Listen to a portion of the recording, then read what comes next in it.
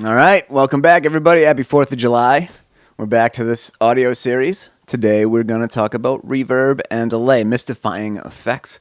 This is going to be useful for people that are doing any sort of audio recording, podcasts, film people especially, because, think about a movie and how many different places a movie's filmed in and how many different sounds need to be captured there. A lot of times in a film, folks will go through and replace the sounds of, like, imagine you're in a garage and a door slams. Well, it's faster and easier to just grab a generic sound of a door slamming and put that, into the film line. So they'll do that, and then they'll use reverb to make it sound like it should fit in that space. So this is going to be handy for film people, anybody that's doing video, and then music people, obviously, and naturally anybody that's into audio or sound in general. So, first things first, smell them if you got them. And actually, since it's Independence Day, today is going to be a little bit special. I stopped by Caroline's Cannabis, actually, and I've got these chocolate-covered coffee beans. So let freedom ring with these chocolate-covered coffee beans that are filled with weed.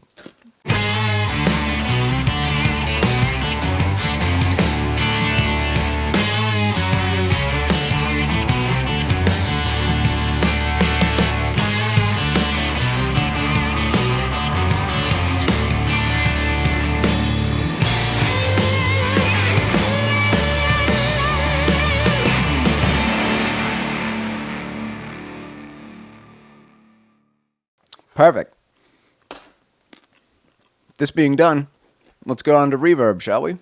Swap over to my desktop. Okay, I've prepared some slides for us. We're going to talk about reverb, the origins of reverb, how we figured it out, what it does, what it means to us, and how to get the sound you want as fast as you can. Let's fire up some slides here.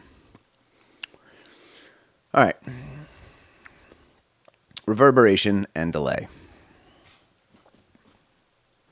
What's the difference between reverb, echo, and delay? They're pretty similar. They're all time-based effects, but they all are based upon delay, really. It's the time. Let's talk about what delay is. We started noticing delay in, like, caves. The early people did. When you shout your name in a space like a cavern or a cave, and then you get the echo back. Hello, hello, hello. And each subsequent echo gets a little bit softer and softer and softer until they fade away. So we noticed that. And then later on, as we started to develop technology, we found ways to make it happen that are artificial. Now, the difference between a delay and an echo is that a delay isn't necessarily so long that you hear the original sound twice. A delay could be just a few milliseconds. And in that case, our brains can't perceive the difference between the two different sounds, and it just makes it sound like one fatter sound to us. So that's the difference between delay and echo. And now reverb is a similar but different thing. Reverb is the phenomenon that occurs when you're in a room. Like right now when I'm speaking and the sound bounces off of the walls, you're not hearing that reverb because of this particular microphone. It's designed to reject it. But if you were in this room with me, your brain would hear some cues about the room that we were in together because of the sound that I'm making. Right, that's important to understand. And reverb is just the sound bouncing off the walls over and over again until it fades away. So this is originally found in we noticed it in rooms, and then we started, as technology progressed, finding new, more creative ways to make and control it. Like the last presentation we did about equalization and compression, I'm going to walk you through some of the older delay and reverb units and who created them and how they worked back then for the same reason. Because if we go back to when things were simple, it's much simpler to understand. And also, once we understand how the tools work and what they do, in the future, when new tools get released, and there's always innovation going on, in the future, when FabFilter releases their greatest reverb plugin ever, 3.6, and it tells you what all the new stuff is, you'll know what you'll understand why that's cool, right? So it's important to think about what these do and how they work, not just how to use one of them specifically. What is reverb? Reverb is the sound of all the reflections of a sound bouncing from the surfaces in the room that you're in until they fade away. Here's an example of what happens. This isn't all of reverb. This is an example of what's called early reflections. So the early reflections are the part of the reverb that is the first reflection off all the walls. And this is super important to us because this information our brain recognizes, and it does a lot of crazy math real fast, and we can use that to figure out what kind of space we're in. You know, if you're in a shower or if you're in a church, right? We can tell that space because of these what's called early reflections. And this is what happens, right? When a sound happens, like me speaking right now, the sound bounces in every direction and comes back to the source. The amount of time that it takes for that bounce to happen, it means a lot to us, right? That's how we gauge spatial relations of things. It's very important. So how did we harness natural reverb? Like, when did we start figuring this out? Like I said in the very beginning, we started figuring this out when we talked into caves, and it was super scary. We didn't know what it was. We thought it was, another voice, but it's just the echo and the sound bouncing back and forth in an enclosed space.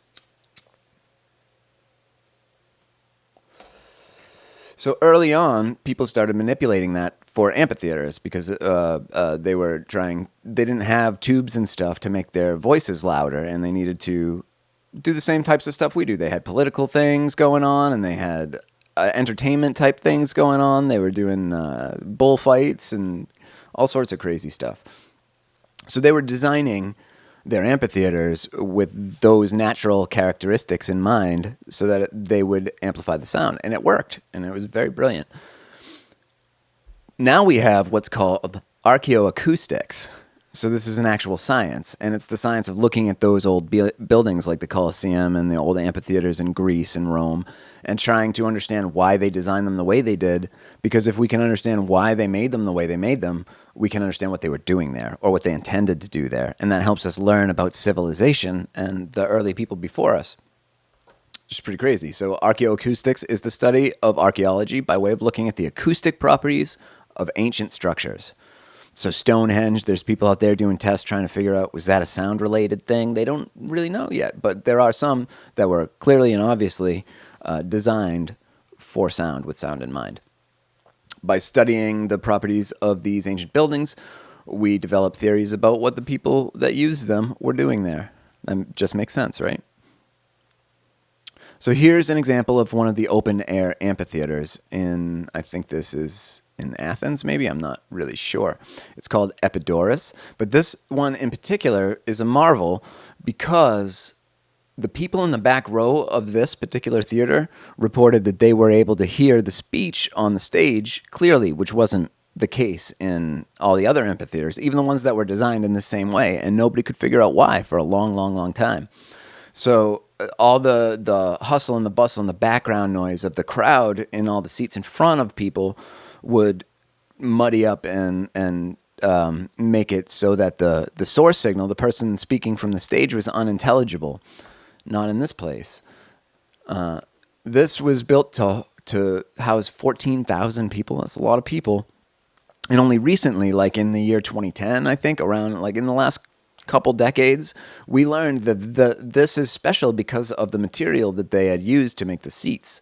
It was made out of a limestone, and one of the properties of limestone is that it is absorbent. It absorbs the bass frequencies, the lower end frequencies. So if you think back to the first part of this series when we talked about the physics of sound, and then also the last one when we talked about equalizers, you can see how these concepts fit together. So the materials, the physical materials they used here were kind of like the bass traps that I have here in my house. So they were absorbing the bass frequencies, the mud and the people moving around and stuff, the rumble. They absorbed it before it got to the back row, which left only the information, like the same range of information that the telephone company would use to get a telephone call through, for that same reason. Because if you think back to how our ears work, there's a pronounced a bump in the frequency response of how we hear things around like 3K, where a baby cries. So that area is where we discern the difference between words. It's what makes something intelligible versus not intelligible, right? So those more important frequencies to us were retained as the sound moved through all those seats here. And that's why when there's 14,000 people in this thing, the people in the very back row can hear what's being said without any amplifiers at all. That it's amazing. So this is groovy. Then people took that a step further as we started building stuff. There's churches, and people were starting to think about symphonies and music and how we could harness this even more to make greater sounding music. And we started to get some great halls in like the 1900s. And the halls were just like a hall, a room but longer, a big room. So, and they were designed with the acoustics in mind, so they were tampering with them a little bit, putting absorption on the ceilings and putting reflecting things in the design of the structure itself. So let's look at some really, really famous concert halls. Here we have Vienna's Grosser Musik Vereinssaal. I think that's how you say it. Nobody yell at me in the comments if I got it wrong, but look at this. This is amazing. So this was built in 1870. There were no like backhoes even. This is nuts. But every little thing in this building was designed so that the sound from the stage was amazing. Right here we have Leipzig's Go on the House. I know it's pronounced Go on the House because I looked it up. This was built in 1885. And same thing. Look, the organ is part of the structure. This was all made to complement these giant pipe organs that they had designed. We have the concert Gibo. I think it's Gibo because I looked that one up too. This is in Amsterdam 10 years later. So that all of these great civilizations found out about, how to do this from the Greeks and the Romans and started building this when the technology became available to them to do it. And it happens fast. Like this is just in a few years. I mean, there's tons and tons of music halls. These are just the great, like renowned acoustic places. Like these are the ones that stand out in all of them.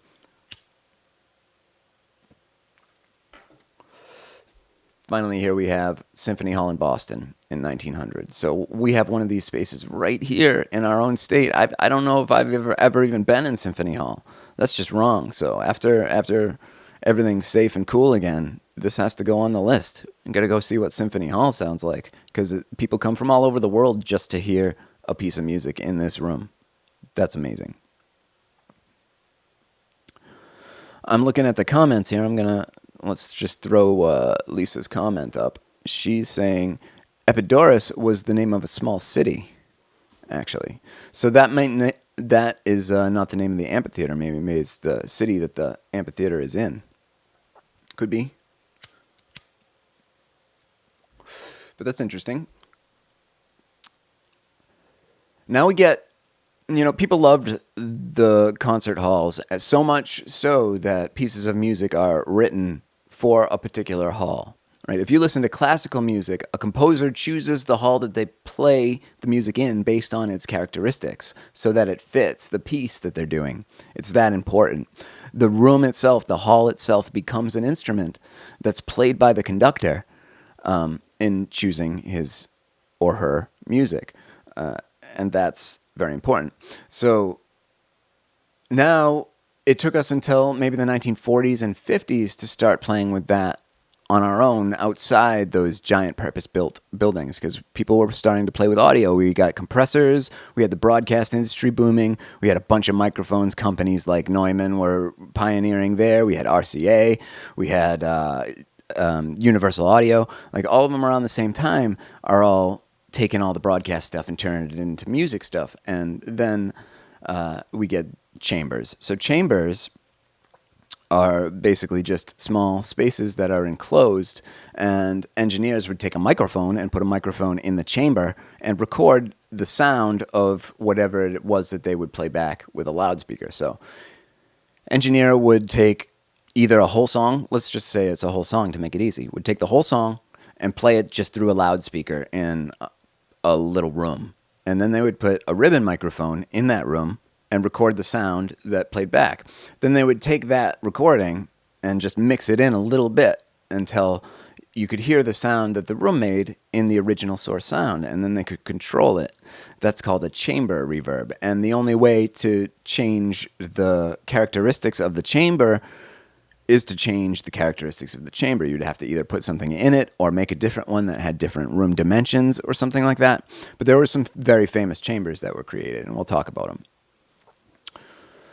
So chambers were first kind of discovered and used in popular music by this guy, Bill Putnam. And Bill Putnam was a pioneer in a lot of this stuff. We talked about him a lot in the last session when we talked about compressors, because he made some very famous ones.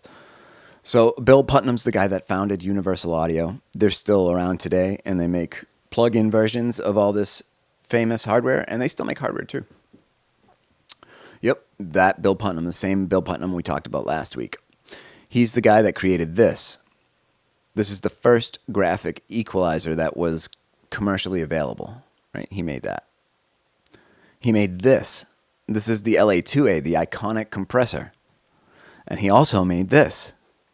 This is the 1176. This is another iconic compressor. Well, this guy had a studio, and he also recorded music. He was an engineer himself, and he found out the chamber thing. He was in his studio, and he was like, all right, let's see what happens if I play this song back in the studio bathroom. So that's what he used. He used the bathroom in his studio, and he threw a mic up there, and he got a track back that was just the reverb of the room. He used that commercially. This is the first time anybody had ever heard artificial reverb before. I'm calling it artificial. It's not artificial. It's real reverb, but it's harnessed, right? So human kind of generated reverb. So Peg of My Heart, this was a single in, I think, 1947. I'm not sure if I wrote, 1947. Bill Putnam used the bathroom of his studio for this to make the echo chamber. And he just recorded the sound of the bathroom, the music playing in the bathroom. This was the song he used. It was by the Harmonicats. It was an instrumental song, and it was just full of harmonica solos. But they would drown in this lush-sounding, just creamy reverb that nobody had ever heard before. These were the Harmonicats. Here they were. So I listened to the song, and the reverb's very pronounced. So if you're not sure what reverb is, you could listen to this song, and that's the first use of it that we had on the radio. And it was so unique, this ran to the top of the charts. Not a word in it. It's pretty crazy. Now we have guys like Chet Atkins and Les Paul and Bill Putnam and the Tinkerers and people that are playing with this technology. And we get tape delay. So tapes were super prevalent in all kind of the recording types of arts and broadcast and film everywhere. And people were recording their music to the tape. Well, the way this works is somebody can now record a signal to the tape and then play that signal back a few milliseconds later. That creates what's a delay. So you're hearing the same signal 2 times. This effect was first used by Les Paul. Everybody knows who Les Paul is. He arguably invented the electric guitar. Definitely so impactful that, this is what people think of when they think of the electric guitar, is Les Paul and the Les Paul. So this guy was recording in his studio, and he found out if he fed the tape signal back into his multi-track recorder, he could record that tape delay. And that was cool. So that gave him the ability to have the same sound twice, and he played with that musically. He's the same guy that created this, the electric guitar. I know people are going to argue about that, but for this we're going with Les Paul created the electric guitar. He also created this. This is just kind of multi-track recording in general. Like the whole concept of recording several tracks as part of one musical piece. That was him. And then also this, the 8-track. Les Paul. We owe that to Les Paul. So Les Paul figured out the tape delay, and it was very simple, just a really simple concept. You record a source, and then you mix that source back in with some delay, just a little bit later. and it made a lot of cool effects that a lot of people picked up on right around there because it was a new sound. People were still playing and exploring audio and what it meant and how it could be manipulated.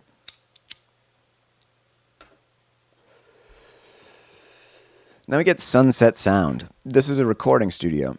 I think it still exists today. This was the idea of this guy, Tutti Camerata, in 1958. He went to Walt Disney. I think he worked for Walt Disney.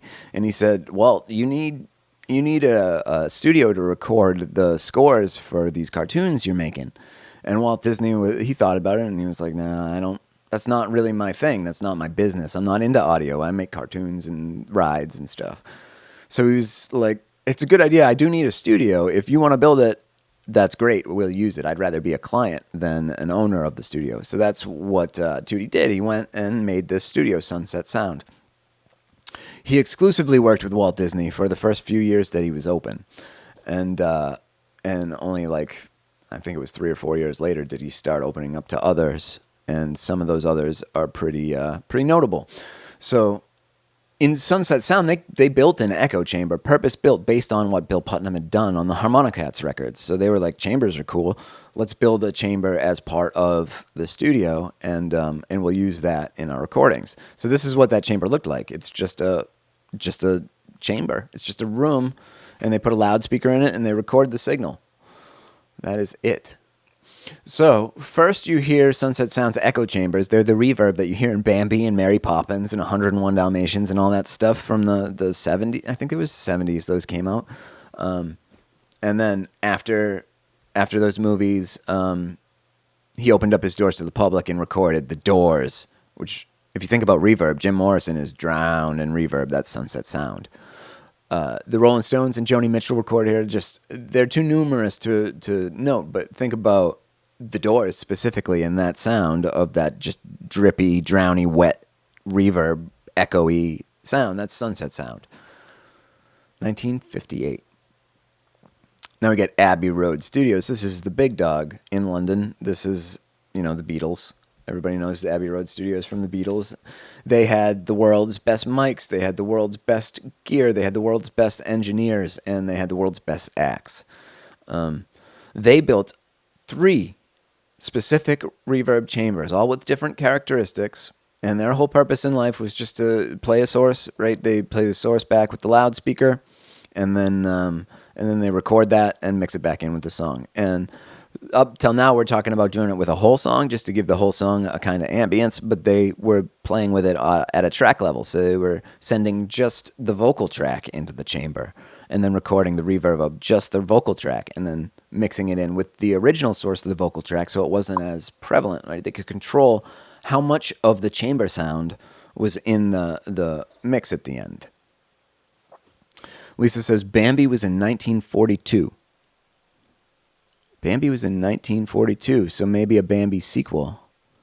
Well, there may be a correction here. I'm not sure. I can go back to my source, but it said Bambi was in the studio, in that chamber specifically too. All right, so Abbey Road has 3 echo chambers, and check these out. This is actually one of them, and it has these pillars in it, and these were movable, so people could go into this echo chamber and move these pillars around, and doing that would change the characteristic sound of the reverb in that room. Here over on the right-hand side, we have, this is Waves makes an emulation of this chamber, and it kind of is showing you the top-down view. So here's what the chamber looked like from the top down, and here's all the little columns that they have in it that you can move around. And you can actually move them around in the emulation too. It's pretty nuts. So this is what they had for reverb. They just had chambers, and that was the only choice they had. But luckily for audio people, you could make a chamber out of anything, and people did very successfully make chambers out of attics and little spaces under the stairs and just wherever you could find an enclosed space that you could play a sound in. People experimented a lot.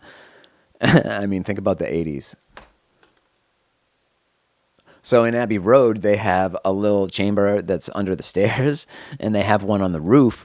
And then in the 80s, they built a brand new one, and the new chamber is totally covered in mirrors. There's only mirrors in it. And that has a distinct sound.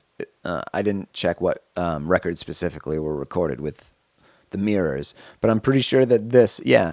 So if you look on the image here on the right under the column view, it says reverb type. There's the chamber 2. I think that's what we're looking at over there on the left. And then we have the mirror room and then the stone room. And I'm not sure if the stone room was on the roof or the one that's under the stairs. But regardless, they have 3, maybe 4. This is used on nearly every pop record at Abbey Road. So all the Beatles. This was kind of their, not patented, but maybe it is patented. This was their unique sort of signal flow at Abbey Road Studios. They used it so much that they kind of named it. So they would send to a tape, and then they would play the tape into the echo chamber, and then I'm assuming that they sent that to another echo chamber, and then delayed that signal. So that's the sound of what you're hearing on those old 60s records. It's pretty unique. And this plugin is built with all the tools to do that. So you see it's got the filters and all the extra stuff at the bottom there. It's emulating this whole signal chain. In 1953, we get the Echosonic. This is a guitar amp. And it was unique because this guitar amp had a tape in it, like a reel-to-reel tape, for the delay effect. So they built the tape delay into a guitar amp so that guitar players could just tune it in on the little amp on stage, which is amazing. Almost every guitar player uses that today. This was created by Mr. Ray Butts in 1953. It's the first guitar amp to include a tape delay. The second one, he made a prototype, and then he sold the second one of these to Chet Atkins in 1954. Chet Atkins is a very famous guitar player, virtuoso, who was active around this time, along with Les Paul and who else was Scotty Moore, Elvis's guitar player. Those were kind of the guys. Those were the crew at the time. So Ray Butts, prompted by Chet, created the humbucker pickup in the guitar, and that was adopted by Gretsch. So you think about that. In a Gretsch in 1957. So the humbucker pickup was a result, if you're a guitar player, you understand what a humbucker is. It was created to reduce the noise that was introduced. There was extra noise introduced by using this tape delay, and they found if you took the same signal twice, and I'm pretty sure they just reversed the phase of one of those, what is left behind is just the noise that you can then cancel out. It's the same way that a balanced cable works for a microphone. Same way that noise-canceling headphones kind of work. So this was used by Elvis's guitar player, Scotty Moore. He worked at Sunset Sound, the Disney studio, and he was Elvis's guitar player, and he was featured on a ton of records, not just Elvis's back then. He was like a studio guitar player that worked there, so he was on staff. The Echoplex came out shortly thereafter and improved a couple of things. So this was created by a guy named Mike Battle in 1957. It was based on Ray Butts' Echosonic amp. And the innovation here was that it had an adjustable head. So you could move the tape head along the tape, and by doing that, you were adjusting the amount of delay that you were adding into it. So that was unique because up until that point, it was a fixed kind of thing. So Sam Phillips at Sunset Sound loved this thing. It was a mainstay of rock in the 60s, and you hear it on all those records, and they were all playing them live, and this was a big deal. A lot of people had them. You can still find them on the used market, and they've created the same sort of effect here in a guitar pedal-sized form factor. So this is used by Elvis, Led Zeppelin. It's that sound. And it was driven by tubes. The amplifiers in this were tube-driven, so they also got that tubey, warm sound from the analog gear.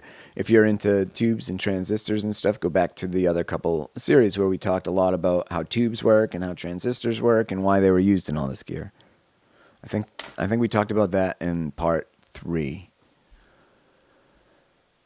Bob Evans is asking, are we going to cover Berry Gordy and the Tamla Echo Room? No, we're not going to cover Berry Gordy and the Tamla Echo Room. I'm not familiar with it.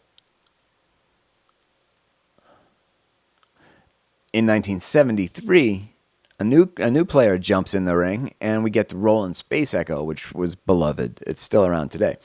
So this is a tape delay unit, and its innovation was that the tape inside it wasn't a reel-to-reel. It was an enclosed tape.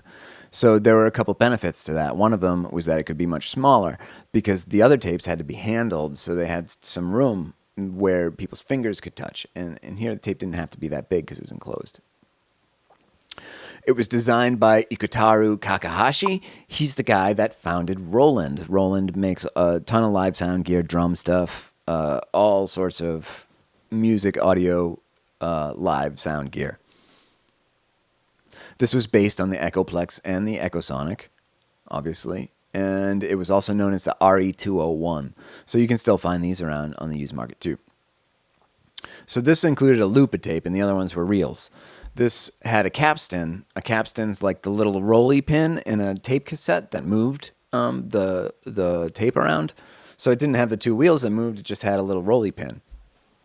So this solved a lot of problems with tape, a lot of noise problems, a lot of the size problems, expense problems. You use less tape. So it was cheaper, and it was a big deal. So the tapes were replaceable. You could, when one died or started to sound bad, you could get a new one if anything happened to it. In 2010, they turned this thing into a guitar pedal as well. So it's basically the same design. Look, they even kept the colors, and they tried to make it true to the original as best they could. I don't think, though, that this probably doesn't have a tube in it, and this also probably doesn't have a tape in it. I bet that this is an emulation, but I don't know. It looks pretty similar, and it's small, so that's what's cool about it. So the Space Echo. So you got a lot of controls here about feedback and delay and times and EQ and different tape characteristics. So there was different speeds of tape, different kinds of tape, different materials of tape, and with emulations you can kind of play with that. Now let's talk about the EMT 250 in 1976. So this is designed by a guy named Dr. Barry A. Blesser. He was working for EMT, Elektromesstechnik, in Germany in 1976, and this is what this unit looked like. This was the first digital reverb unit. So this was using a computer to do its effects instead of using a tape or a plate or any sort of physical thing. This was using a computer, and it was using math to determine the different timings it would take echoes to or reflections to reach your ear depending on different rooms, right? So you could set different room sizes here. This was also a multi-effects processor. You could do more than just delay and reverb with this thing. It had a phaser and a flanger and a chorus. Now, all of those effects, phaser, flanger, chorus, those are all delay-based effects. They're all time-based effects. So this is a time-based effects unit, and time is a thing that's very measurable. It's very scientific. There are clear answers with time and with numbers. So we get very, very, very accurate representations of the real world using math because it's so precise and measurable. So this was the first commercial digital reverb, the first one that could be bought. It offered lots of time and modulation-based effects. It had a whole 16 kilobytes of RAM in it, which was revolutionary. That's a lot now. I mean, my laptop right now, which is about, I don't know, maybe a 20th of the size of this machine and maybe a 10th of the cost, has 64 gigabytes. So think about that. You can still find these used. There's a couple of them. There are not that many in existence. They were really, really expensive at the time. They were 20 grand new, so this wasn't something that enthusiasts were buying. This is something that studios were buying, like Capitol Records. Frank Sinatra was buying this. Sunset Sound, Abbey Road, those kinds of budgets.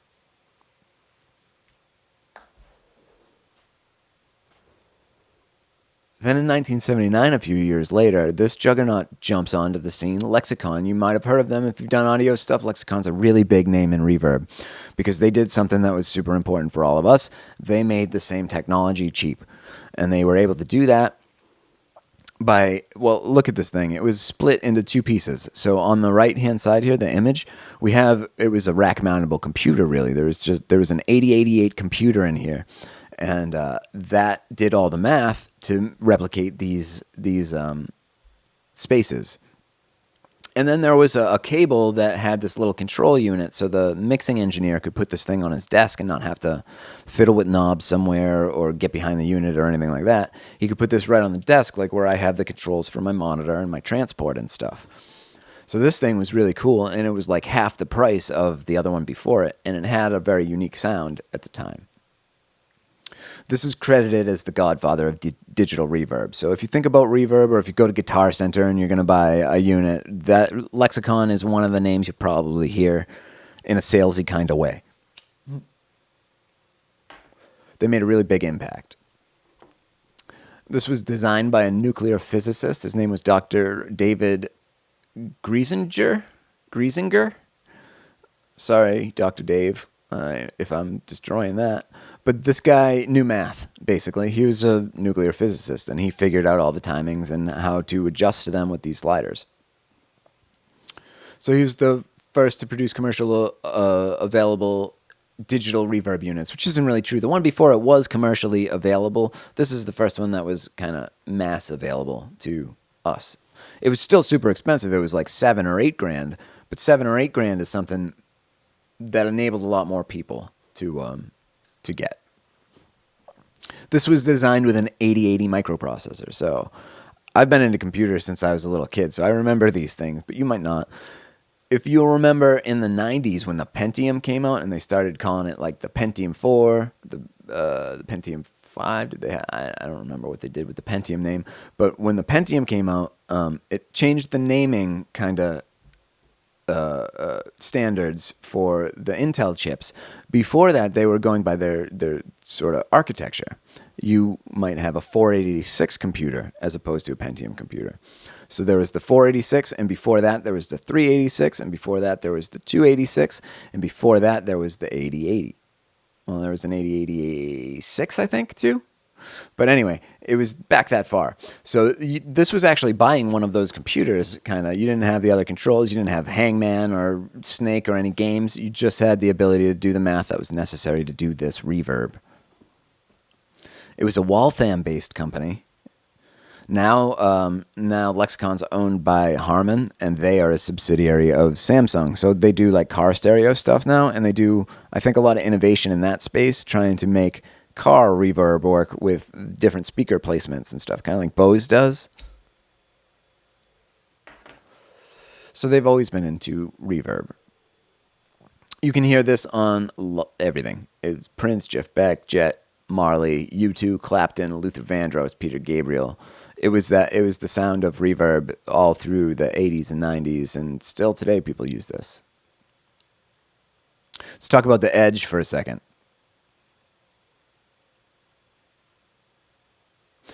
You know this guy. He's in that band U2. He has a very distinctive use of delay, right? He did something with it that I don't think anybody else has done. He's the one that you think of for doing it. So the Edge took his guitar signal, and he split it into two signals. So he had two copies of the same signal. And then he took those two signals and fed them each to their own delay units. Right? So they each had a delay unit. And now he could control both delays and give them different times. So he's setting the delays in rhythm with the songs that he was playing. So he was setting them to like quarter notes and half notes, or what he's playing like a whole note on the guitar, and then he would have one of these delays playing an eighth delay on that, and then he'd have another one with like a dotted triplet or some kind of crazy music theory bullshit. But the point I'm trying to make is he just took his signal, split it in two, sent it to two delays, and set them to different times, and then he fiddled with those times until they fit the song. So if you think of any U2 song, it's a really, really prevalent use of delay, and this is how he does that.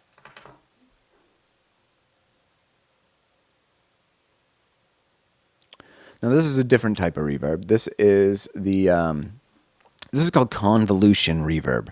So Convolution Reverb is it's all computer based, and we've talked about emulations of stuff in some of the previous some of the previous workshops, like my guitar amp here that we use in, I think, the workshop 2.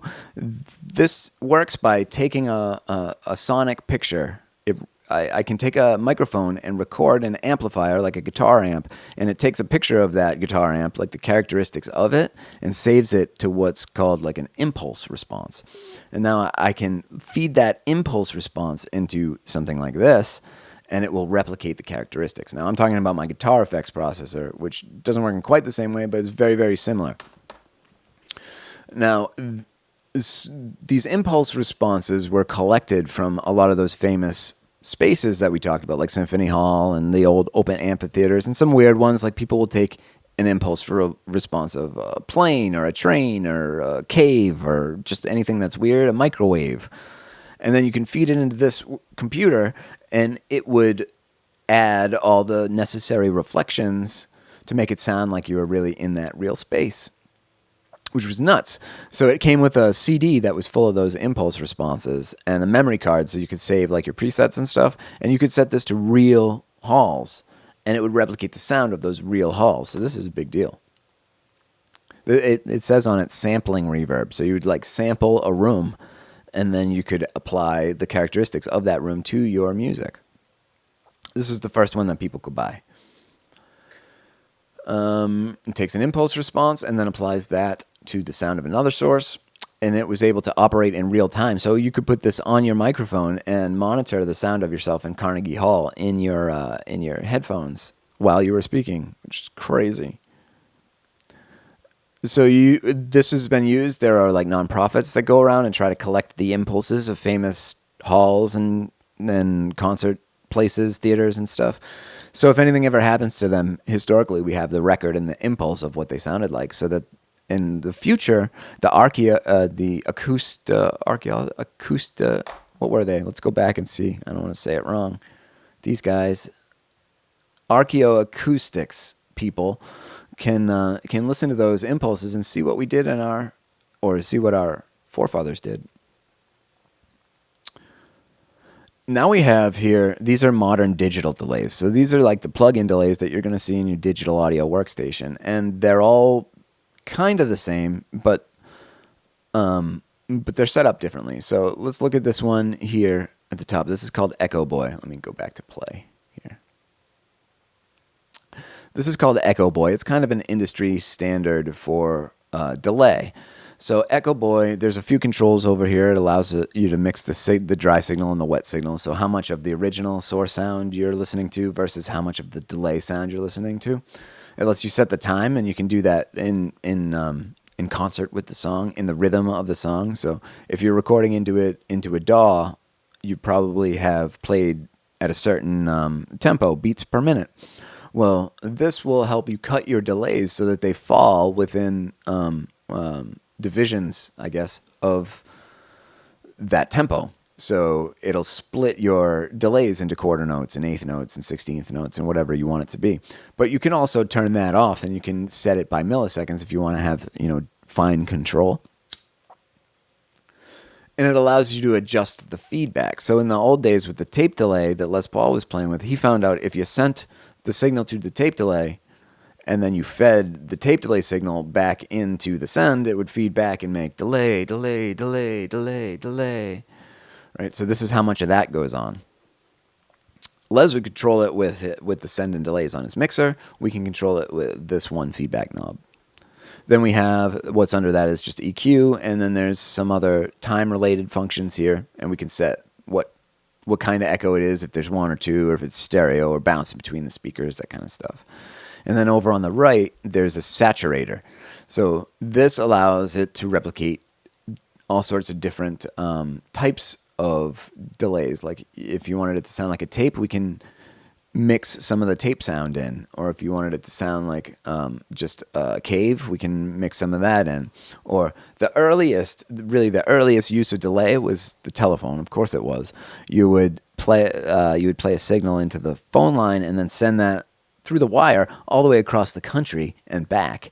And sound moves almost at the speed of light, so you need a real long length to make any sort of discernible delay. So going across the country over the line and then coming all the way back would make a slight delay. That was called line delay. you can replicate that here. So this is one unit that allows you to replicate all sorts of different types of delay. But if we're thinking about what delay is all it is just a delayed signal of the same thing, like it's an echo. All right, underneath that, this is just the stock delay unit that's in PreSonus Studio One. So this is going to be similar to whatever just comes with your software. And you have the same kind of controls. It's not as nice looking, but it's all the same stuff with a little bit of extra stuff. So this has an oscillator in it, so you can add like a chorusy kind of effect to your delay if you want to.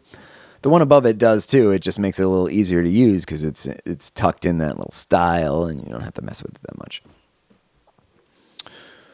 This allows damping. So when we talked about Les Paul doing the tape delay, no, I think we're missing a piece in here, actually. We didn't talk about plate reverb, did we? We didn't talk about plate reverb at all. Let me just take a look at my slides. What is happening? Where's the plates?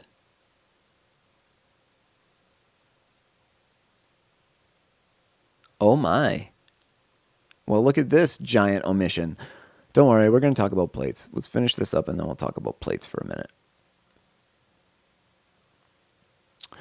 This other digital delay over here on the right, this is by FabFilter, and I generally love FabFilter. I use all their other plugins almost all the time, but this is madness. Like, this just makes my head want to explode. I'm never going to use this because I don't get it. Why?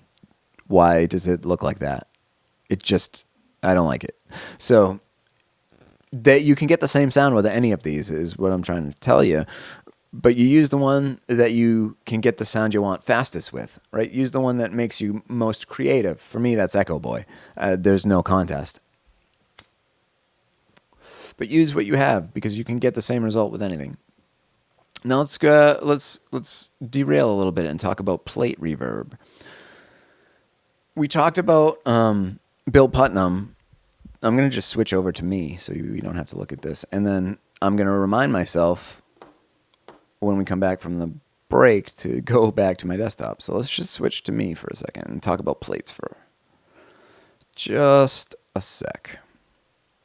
All right, so Bill Putnam had figured out that if he put the microphone into his bathroom and recorded the sound of the music playing back, that he could control, that he could get the reverb on its own track and mix it in with his music. But that was difficult to do. You needed a dedicated space for it, and studios were building echo chambers, but building an echo chamber is really expensive. So engineers and sciencey people were always trying to find ways to make the technology smaller and cheaper. Well, they figured out that company EMT that I talked about, they made this unit here, Dr. Barry Glasser. Well, I'm not showing you the slides, but that guy, Dr. Barry Glasser, that had made that first multi-effects reverb unit, he worked for a company called EMT. And EMT had made plates. And it was basically a big frame, right? Open frame, like a window frame kind of thing. And inside the frame, there were springs. And the springs were connecting this big metal plate. So it was just like a suspended metal plate on springs, like a trampoline sideways kind of. But it was still big, it was still heavy. And they would put a transducer on the plate, and that would make the plate itself vibrate. And then they would put pickups, like guitar pickups, on the other side of the plate, and they would record the sound of the plate vibrating, and that made a reverb sound. And then they could control the reverb, how long it was, with the dampening plates, like brakes on a car. So they would just squeeze down on these little plates on the plate, and that would tone down and make the reverb die off faster. So they found a way to use these big metal plates to control the sound of the room, and that way they could make voices sound like nobody had ever heard before. That was used on a lot of records for a long time because it was the cheaper, better way to do reverb. So in those years, I think that was probably the 50s and 60s and maybe into the 70s.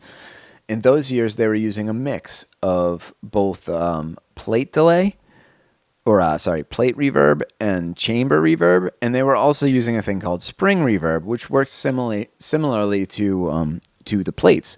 And I'm sorry, I don't have the slides in here. I think maybe I did them on my phone and it didn't save or whatever.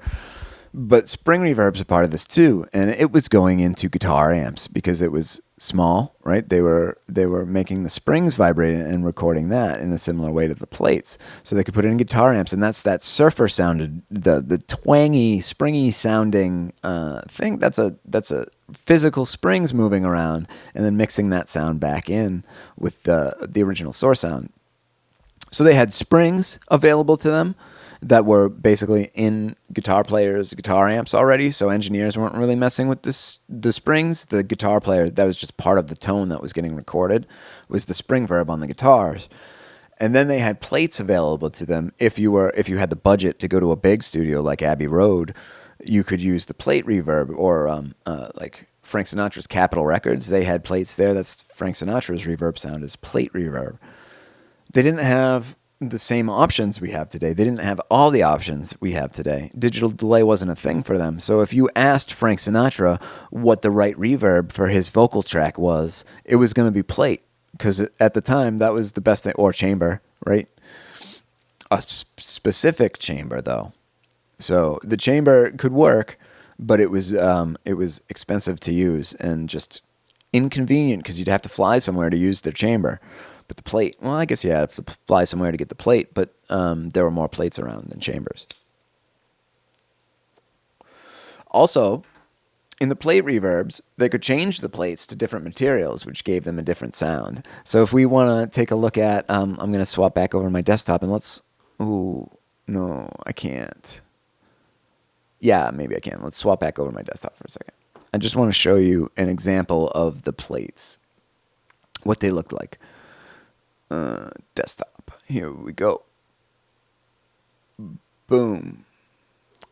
Let's check real quick and see if I have the Abbey Road plates plugin. I don't remember if I've bought it over the years or not, but Waves makes an emulation of the plate reverbs that were found at Abbey Road, and they put it into a digital plugin form that we can add to our tracks. So let's see if I have it. If not, I'll just find a picture of it. I do have it. Awesome. So let's take a look at this. I don't think I can make it bigger, so I'm sorry about that. Ooh, maybe I can. Hold on one second. Let me just make it a little bigger.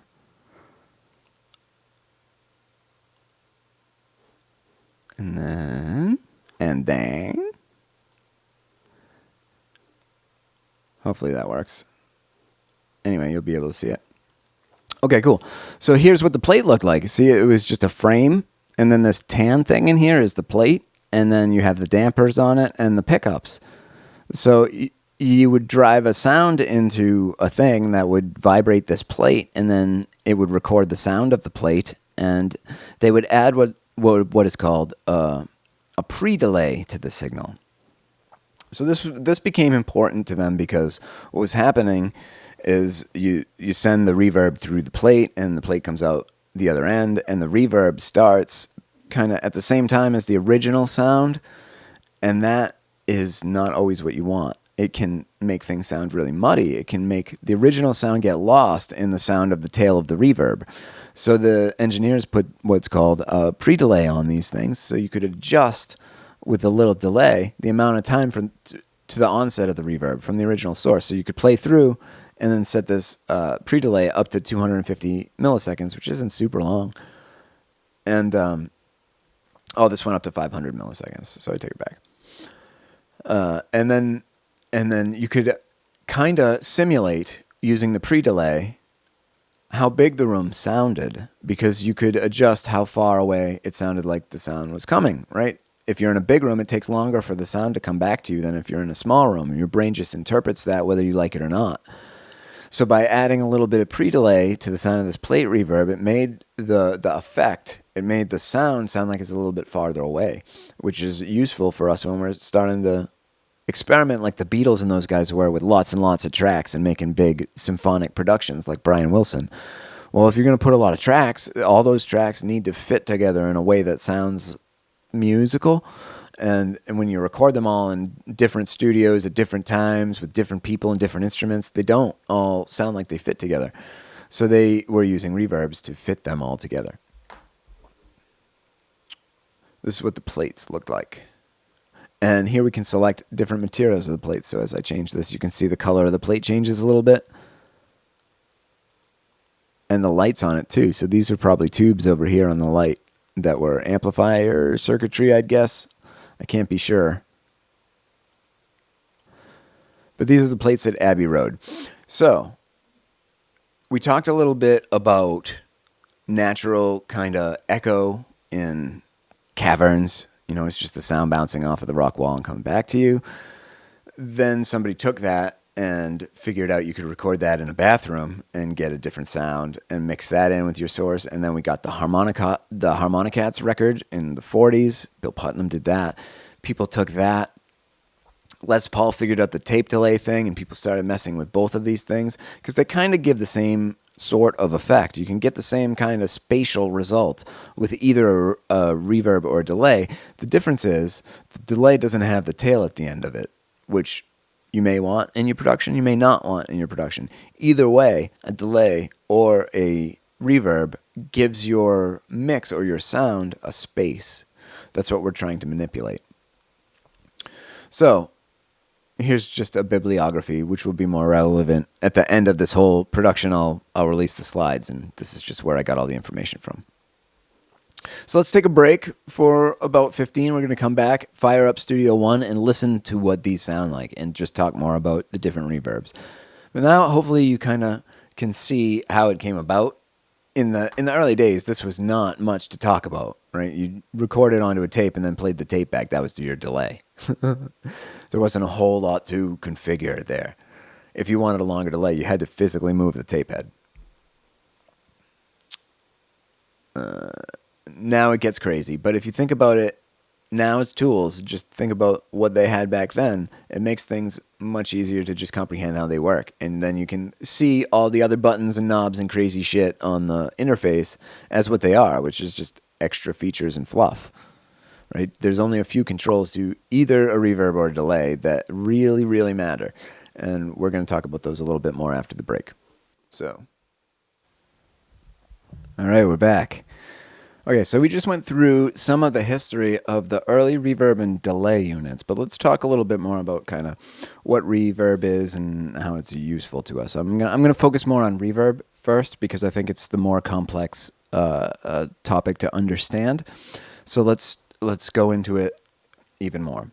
So reverb's really important to humans on an evolutionary level, right? So is the tiger in the cave with us, or is the tiger off in the distance and not a concern to us, right? That's the kind of importance that reverb has to humans.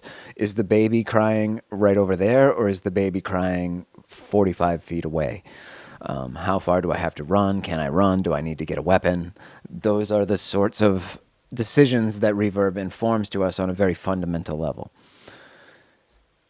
So it makes sense that we can manipulate it, right, in a way that's, I don't want to say scientific, but in a way that's creative and musical. Now, I want to talk about film a little bit more because this is probably where you're most familiar with hearing it, in like the slamming of a car door, or when people film a movie, the audio that they get when they're doing the scene is not always that good. It's usually not very good because if they were going to make it good, they'd have to get a mic in the scene. So usually they get kind of shitty audio on the film set, and then they will fix that audio later in the studio by having the actors come in and they'll overdub the voices over themselves, on the film. They call that process ADR.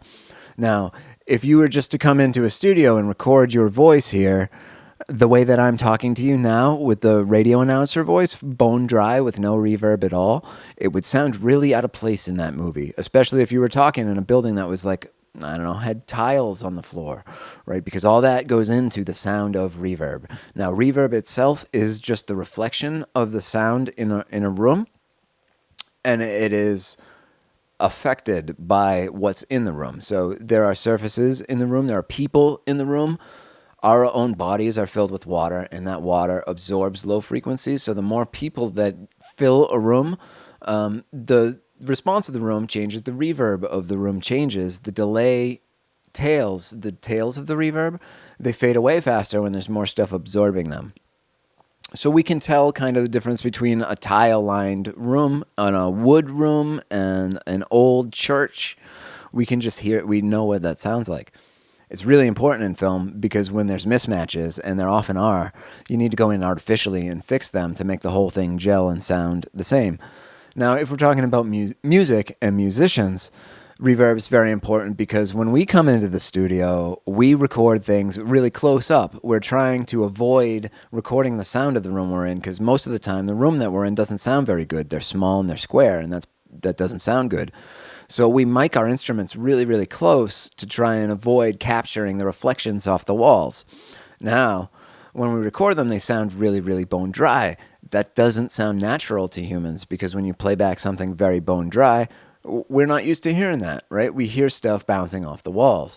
Now, if I record a bone dry signal and you listen back to it on speakers in your room, you're going to hear the sound of your own room reflecting back, and it might fill some of those gaps. But imagine you're listening on headphones, and there's none of that actual real acoustic information energy bouncing around the room.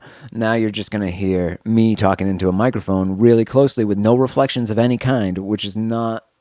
It sounds unnatural. It sounds not real.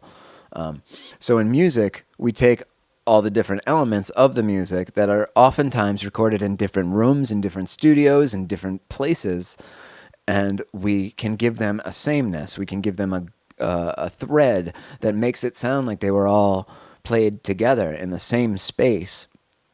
Right? So when we're using reverb in music and in film, we're using it to manipulate the space of sound. So somewhere around the 50s, 40s, 50s, we got stereo. So we have two different speakers that are playing different sources, and we get them at different times.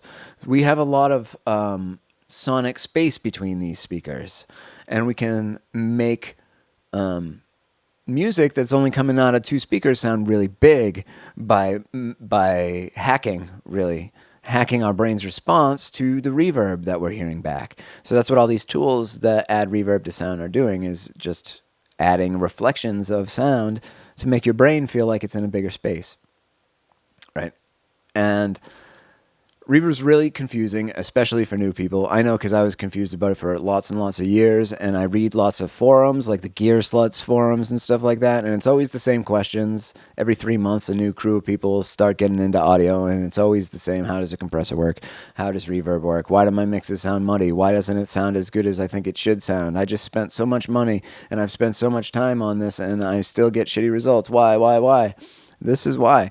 You have to understand these concepts and the room you're in and how the reverb that you're applying to your tracks is reacting to your material. Because if you really have two primary choices when you're picking a reverb, is what you're trying to do. Do you want it to sound natural? Do you want it to sound, is it a real space? Do you want to sound like a bluegrass band where they're very authentic and it's important to them that there's not too much artificialness going on, right? That's important to their genre. They would get hated on if they were to apply a big plate reverb or something like that.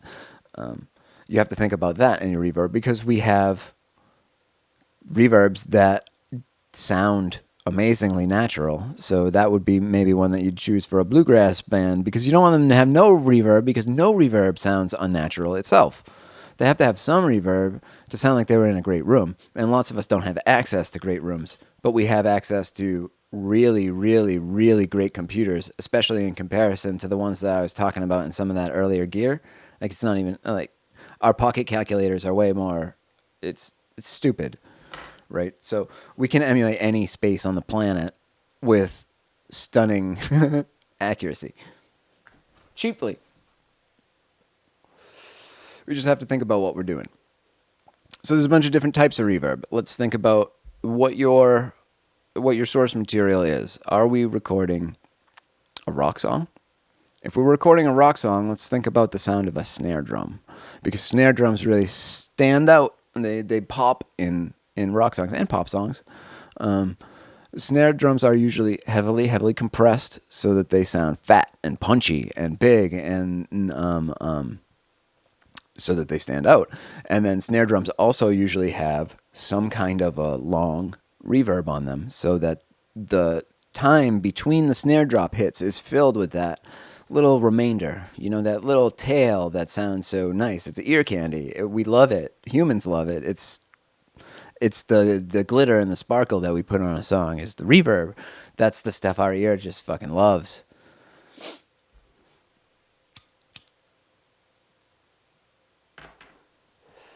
So let's fire one up and take a look at its controls. I'm going to switch to my desktop because I promised myself I would.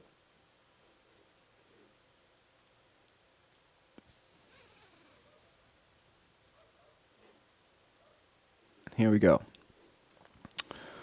Let's get rid of this plates verb because it's not a great example. You're probably not going to have this installed by default. I'm going to grab the reverb that's built into my DAW here. Let's just make sure. I'm going to switch this back to full screen because why not? Show the entire screen. All right. Let's move this over a little. You know what? Let's make it full size. Boom. Bam. WKRP, the heart of Cincinnati. All right, let's find the built-in reverb unit. Now, if your primary purpose in working with audio is to do a podcast or something like that, if you're doing broadcast type applications, reverb's probably not that important to you because the broadcast sound, the radio sound, is the sound of no reverb. It's the sound of me speaking into this mic as tightly as I can without any sound of the room and then compressed heavily. That stands out to us as the sound of a radio announcer because that's what radio announcers did. So if that's the sound or the task that you're doing, you probably don't need to apply a fancy room reverb because that's just going to kind of get in the way of your message. In music, though, reverb's important to mood and ambience, and it helps us to sell the message. So think about that before you just start applying effects to apply them. Let's grab, what is this called?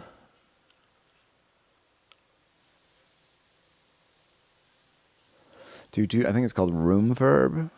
I don't use it much. The built-in one. There it is, Room Reverb. So let's grab the Room Reverb and take a look at its controls. So here it's giving us a lot of information. These little lines along this timeline here are the early reflections. So these are a representation of when the first echoes come back. The first delay from the sound that we send into it reflects back here. And this is along a timeline. This is how long it takes from the time we make the sound to the time we hear those first reflections. And then here's how long we hear that reverb tail afterwards. The reverb tail is after those first reflections. It's all the reflections after that that build that lush sound that we know is reverb. They could be referred to as late reflections, but this is the reverb tail. Right? So that's what this shows us. And you see this in several different reverbs, right? A common reverb that you might see in the industry, and just if you're into audio, you'll get marketed to by Waves, because Waves makes a lot of audio plugins. So in their Renaissance collection, there's a very widely used reverb called Waves R-Verb. It's widely used because it sounds great. You've heard it on a lot of hit records, but it's also really cheap. Like around probably now, it's probably like $30 or something. Let's find Waves R-Verb and take a look at it. Now, next week, we're going to look at different digital audio workstations, DAWs. I'm just going to install a few of them, and we'll go through what they all look like and the plugins that come with each one and why you might choose one over the other. But one of the reasons that I like to use the third-party plugins as opposed to the ones that come in my stock Studio One, even though they could sound the same, is just so that it enables me to, at some point, change to a different DAW if I want to, and still retain all the muscle memory and all my, the settings that I've grown to know and love. I can take those with me between DAWs when I switch. So that's why I primarily use the third-party ones. But you don't have to. It's not a sonic thing. It's more of a workflow thing. So this is showing us that. I was going to show you the R-Verb as well. Let's grab the R-Verb. Let me just pin this one here so we can compare them.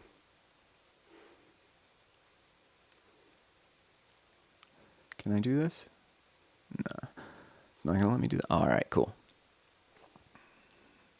So here's two reverbs. They're very similar. They have similar controls. One of them's sliders and one of them's knobs, but who cares?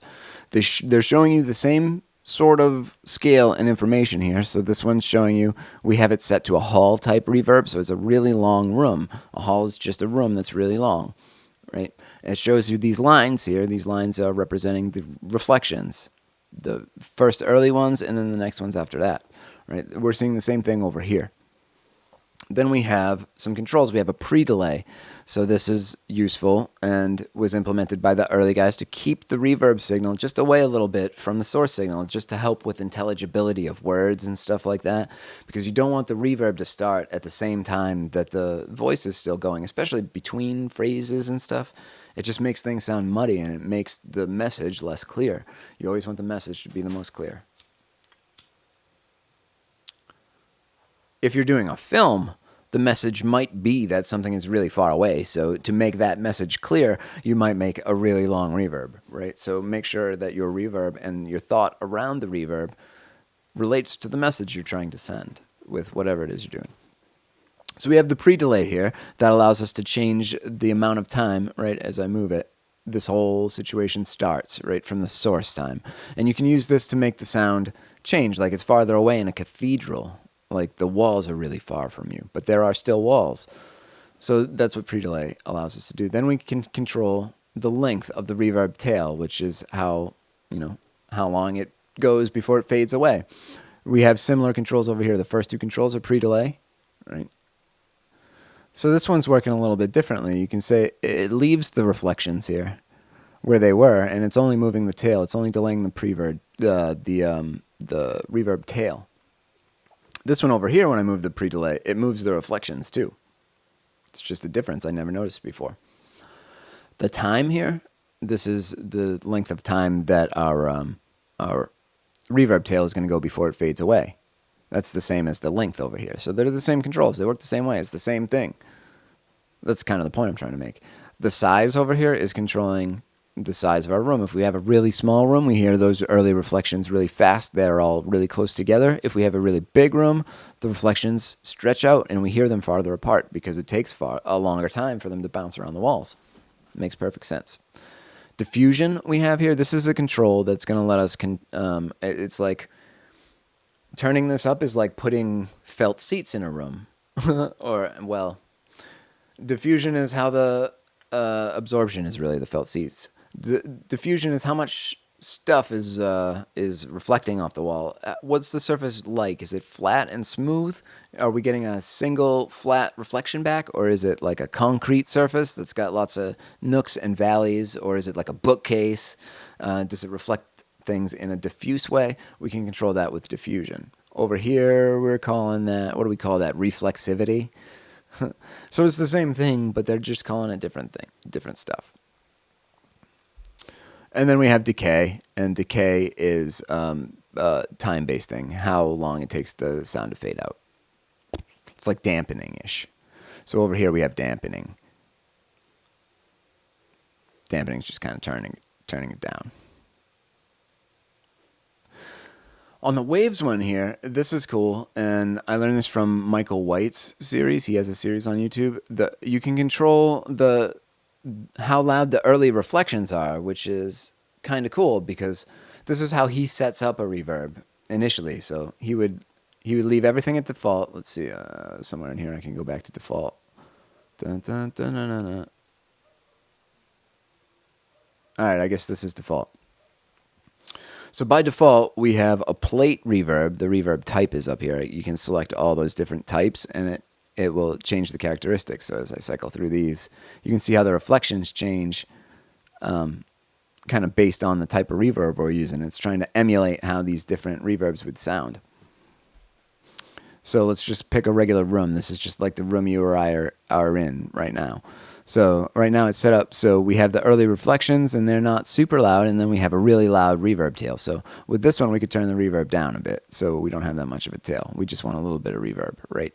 And then we have control over the early reflections, and we can change the loudness of this. So Michael White would set up his early reflections here, And then he'll think about what he's doing. So he's got a vocal track, and he's trying to get it to go into a mix. And there's a bunch of things going on in the mix, but they're all small things. Like he's got a cowbell and a clave going on, and maybe there's a little horn piece, but it's not super important to the mix. What he really wants is for the vocal to sound really big and to take a lot of space in the room, like the vocalist was in a big room.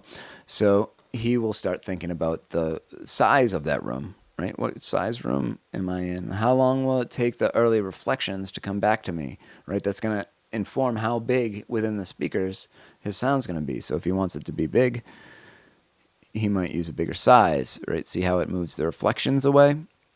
And right now he's not thinking about the tail. He's not worrying about the wet and dry. He's only thinking about the early reflections. This is the most important part of the reverb. It's the part that tells our brain how big the space is. And that's the tool we're mostly working with when we're playing with reverb.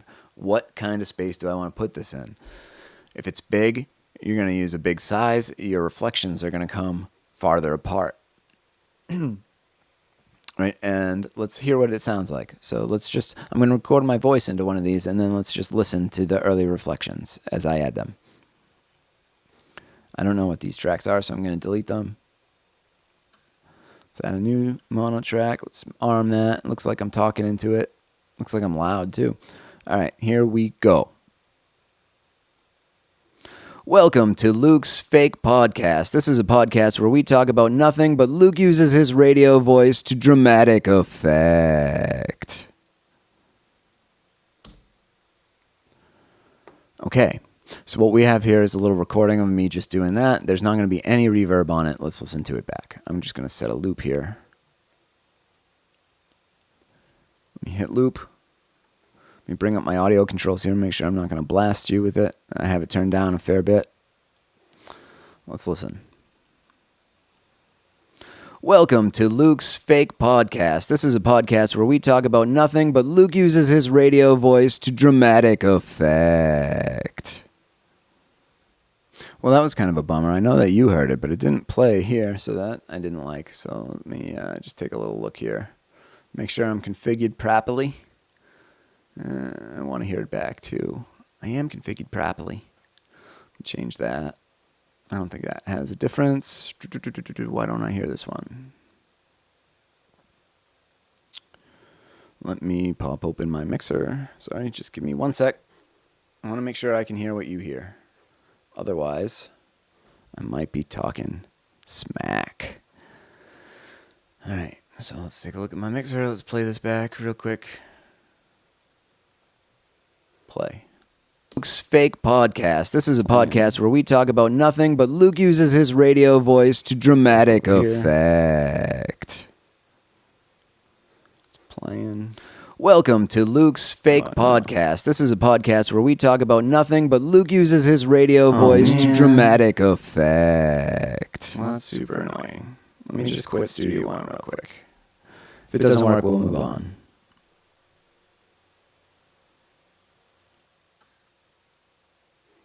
Because this is not what the series is about. Bum bum bum bum bum bum bum bum. Bum, bum, bum, bum, bum, bum, bum, bum, bum, bum.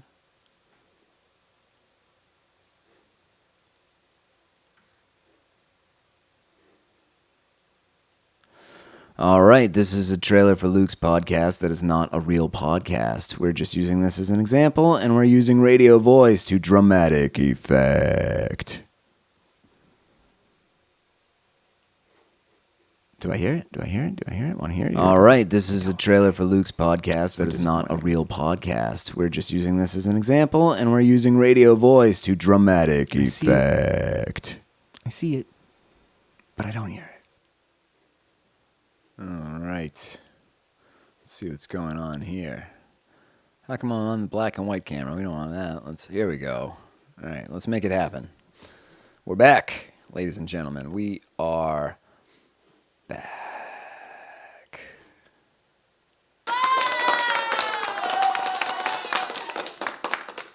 Okay, let's get to reverb. So, let's record our fake podcast intro again here, shall we? Welcome to Luke's Fake Podcast World. This is where you come to hear all the greatest news about podcast innovations in the industry. Stay tuned for more sales and discounts. All right. So what we have here now, let me just check the comments here. Everything good? Somebody let me know everything's good. Let's play this back and make sure we can all hear it, shall we? Welcome to Luke's Fake Podcast World. This is where you come to hear all the greatest news about podcast innovations in the industry. Stay tuned for more sales and discounts. So what you're hearing there is you're used to it. You've been listening to me speak like that this whole workshop. But what you're hearing is the sound of no reverb or very, very little reverb because I'm speaking really close into this dynamic microphone and it's not picking up much of the room sound. Any room sound that you're hearing when you play this back is the sound of your own room. So this is playing through the speakers and it's bouncing off all the walls and it's coming back to your ears, and then that's happening again and again and again and again. And depending on what kind of room you're in, what it's made out of, is it wood, does it have a rug, is it tile, are there lots of windows and mirrors, all that has an effect on the rate at which those echoes are going to come back. Not really echoes, but that sound is going to come back. And yeah, that's going to make a big difference. So let's hear what some different types of reverb sound like on this little podcast voice. Let's grab, we were talking about the Waves Reverb and how Micah White sets up his reverbs to get the sound he does. Now, you don't have to do it exactly this way. I usually don't, but it's a really good explanation of how and why the knobs are there. So let's grab this Waves Reverb. I'm going to get the mono to stereo one. So this one should take my mono voice and make it a stereo reverb. Cool. So we said we're going to work on just the early reflections first. So I'm going to take this reverb bit all the way down. So we don't hear the tail at all. We're just going to hear the reflections. And then let's hear what that sounds like. Welcome to Luke's Fake Podcast World. This is where you come to hear all the greatest news about podcast innovations in the industry. So that's the sound of just the reflections without any tail in a hall. So Waves just calls this hall 1. So this is emulating the size and shape of a hall, a music hall. But let's change this to just a room like one of us is in. So this would be a smaller, kind of more realistic room. Let's hear this. Welcome to Luke's Fake Podcast World. This is where you come to hear all the greatest news about podcast innovations in the industry. Stay tuned for more sales and discounts. Now, what you're hearing gives your brain information about the room that we're in. So we're listening to 100% of just the reflection sound. Let's hear what that sounds like if we just mix it 50-50. So you hear the original signal as well as the early reflections after it. So I'm going to type it in so it's exactly 50-50. Welcome to Luke's Fake Podcast World. This is where you come to hear all the greatest news about podcast innovations in the industry. Stay tuned for more sales and discounts. So this isn't the whole reverb, this is just those initial reflections, and I think the secondary ones too, right? There's a few reflections here. It's not just the first ones. The first ones, though, these ones that are up a little bit more on the display, these are louder and more important to us for our spatial recognition. So let's listen to this, and let's hear what happens if I pre-delay it a little bit. So I'll start it without a pre-delay, and then I'll move it up quite a bit so it's really distinct. Welcome to Luke's Fake Podcast World. This is where you come to hear all the greatest news about podcast innovations in the industry. Stay tuned. So this has a really, really long pre-delay. It sounds more like I'm in a huge room or like a warehouse kind of space with that much pre-delay. It sounds like the walls are really far away from me. Listen, I'll turn up the wet signal a little more so you can hear it. Welcome to Luke's Fake Podcast World. This is where you come to hear all the greatest news about podcast innovations in the industry. Stay tuned for more sales and discounts. So you saw there for a second, this is not natural. This actually allows you to go negative values, which is crazy. So you hear the reflections before the sound source. which just blows your mind. But this isn't something that you would do to replicate a natural type space. This is an effect this is like 80s type stuff. Welcome to Luke's Fake Podcast World. This is where you come to hear all the greatest news about podcast innovations in the industry. Stay tuned for more sales and discounts. So that's kind of cool, right? But let's just leave this at, I'll put it at something short and reasonable, like I'll put it at 20 milliseconds. And then let's play with the time. Right, let's see what the time is doing on the display. It's kind of just changing the amplitude of the early reflections. But let's see what that sounds like. Welcome to Luke's Fake Podcast World. This is where you come to hear all the greatest news about podcast innovations in the industry. Stay tuned for... Right, the longer it sounds, the bigger it sounds. If we put this at, the default is 2. I don't know if this is seconds or milliseconds. For more sales and discount. But let's play with the size now. Right now we have it on the biggest sized room, but as I move the size, you can see that the reflections get smaller and closer together, like we're in a smaller room. So let's listen to a small room, and then I'll turn it up as it goes, and we'll hear a big room. Welcome to Luke's Fake Podcast World. This is where you come to hear all the greatest news about podcast innovations in the industry. Right, so if you think about this like a photo, like if we were making a composite photo in Photoshop, when you do that, you've got to blend the photo that you're putting into the new photo with the old photo. So let's think about making a video for a second. If you're trying to blend dialogue into a video scene, you have to take into account the room that the people are in and blend some of that in. Otherwise, it's going to stand out, and we're really going to notice it.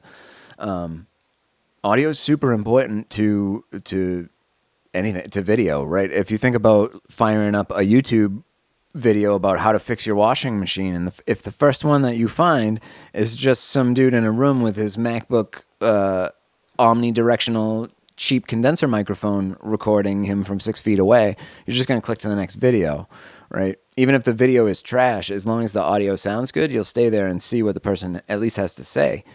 The audio is important, and if it stands out, especially in a video, it's going to make it look like a cheap, no-budget video.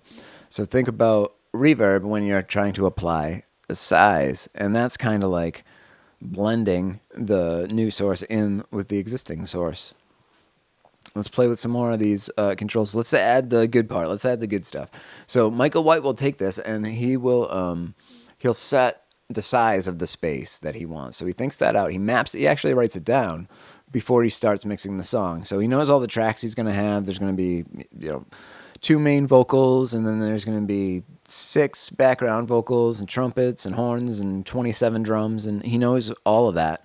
And he's drawn it out to where, okay, I want the horn player to be here kind of in the mix, and I want the keys to kind of be really wide and sound like they're everywhere, and I want the vocals to be right in the middle, and I want the bass and the kick drum to be right in the middle. So he thinks about that, and then he sets up his early reflections for each of those instruments. So let's say he wants the keys. Let's grab a keyboard sound. Let's grab a keyboard sound real quick. Loops. I can find some loops of a keyboard here. Jazz. No. There's got to be some. There we go. Keyboard loops. What's this sound like? Welcome to Luke's Fake. All right, well, that already has a bunch of reverb on it. So let's see if I can find a drier kind of keyboard sound. These are all drenchy. Let me actually grab a keyboard. Let's do that. That'd be easier. Instruments. I'll make a new instrument track. And we'll grab Easy Keys. Where's Easy Keys? Throw that on there. All right, now, let me see. I got some loops and Easy Keys that we can use. I forget where they are, though.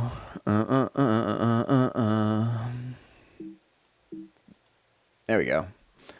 All right, here we go. Let's find...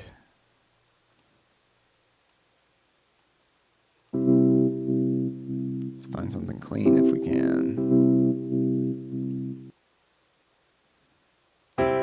There we go. Cast World. All right, so let's grab this.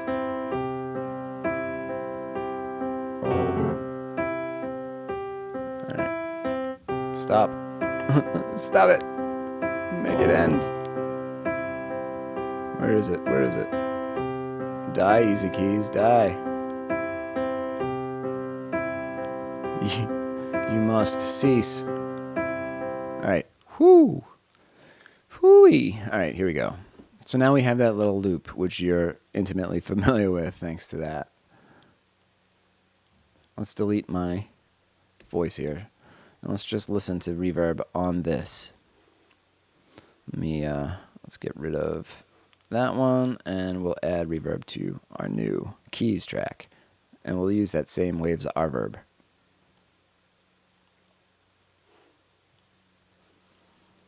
And we'll go back to the room setting. And we'll get rid of the reverb and just leave the earlier reflections. I'll turn them up more. And we're listening to, like, yeah, let's listen to this. Actually, I'll play it with no reverb, and then I'll turn it on halfway through.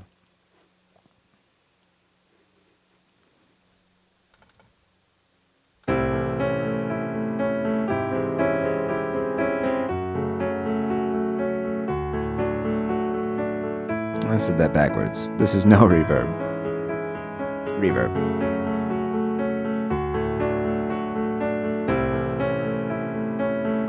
I don't know what's up there. Wasn't the greatest performance. Let's pick another loop because that's going to be annoying. Let's grab this one and get rid of this one. And then let's put our verb here.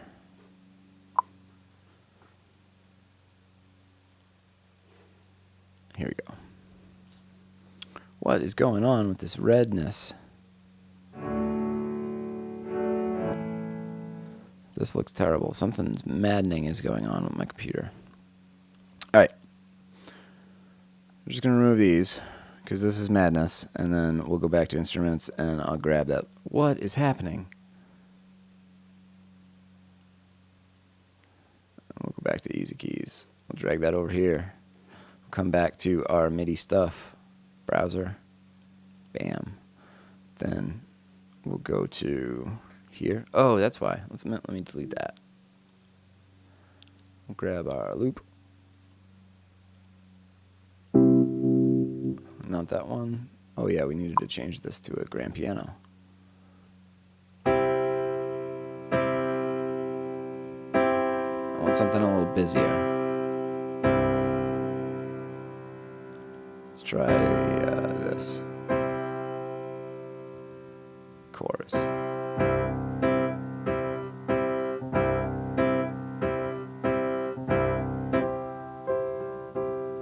None of these are that cool. Oh, it's because it's just playing the C. It's because I'm dumb. Let me get rid of this. What is this madness? Let's pull this down here. Why is it only playing one chord? Stop. Alright, well, I clearly don't know how to use easy keys well enough to demonstrate with it. Let's grab something else, and I'll just play a keyboard piece. Grab this.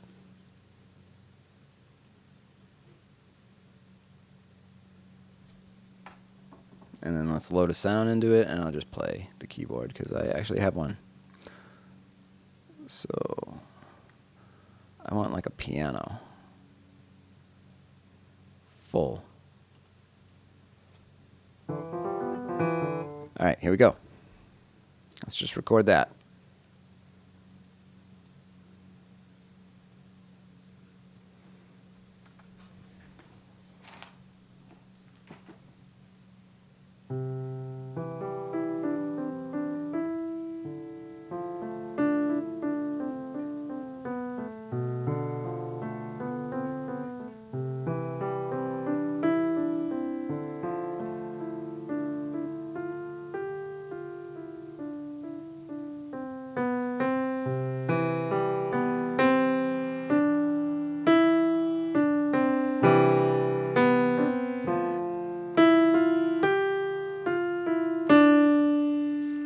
That should do.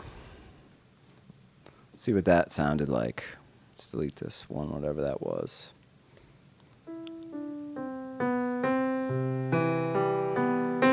There we go. Alright, let's grab some reverb now.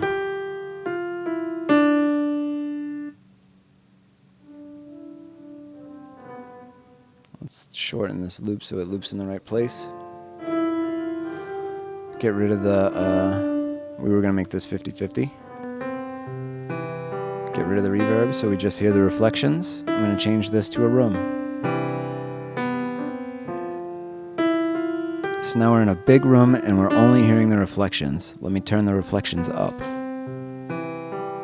And now let's adjust the size of the room.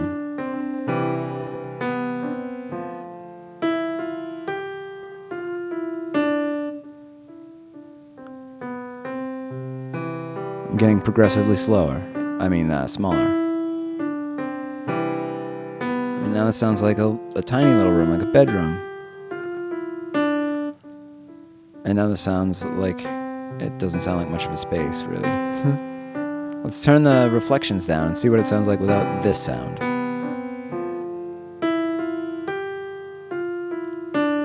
Well, that tiny of a space does have a sound.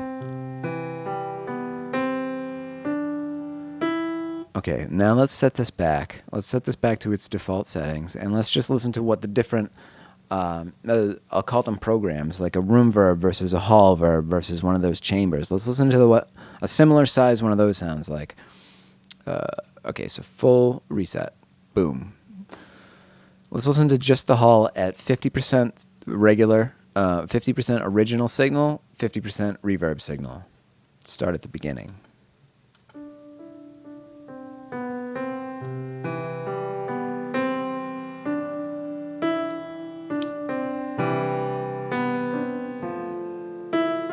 Sounds beautiful.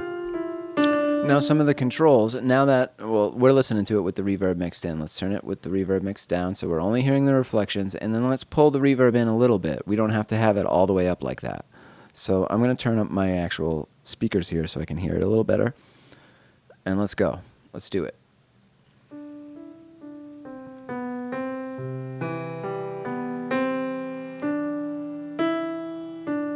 Starting to hear it now? Let's go more.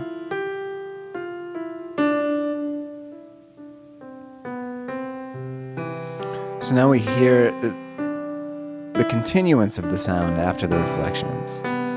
Right? What we get when we mix this reverb dial in is we're hearing the sound of the extra reflections as they bounce around the room, and we're adding that in just a little bit with this. Now, this is a hall, so let's listen to the hall. I'm going to leave the reverb in, and let's just switch through the different types so you can hear. Here we go. This is the hall.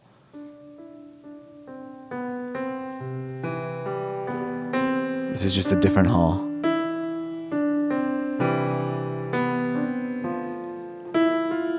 Here's a room. A big room, but still a room.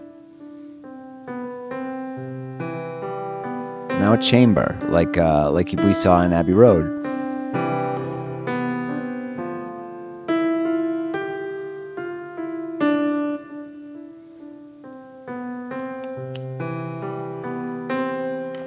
Sounds very big and lush and ear candy. We like reverb. Reverb is great. Let's keep going. This is a church. Now keep in mind, none of these have any pre-delay on them at all. If you were sitting at the far end of a church, there would be some. So let's add a little.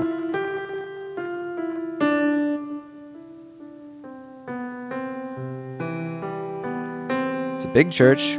That's what a church sounds like. I mean, we should change this to an organ for a church, but still. This is what a plate sounds like.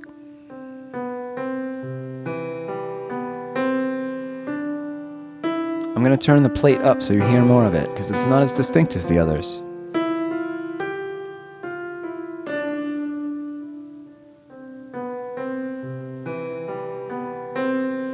It sounds very warm. It's very nice. It sounds good on vocals. It sounds good on pianos. It makes things sound warm and full.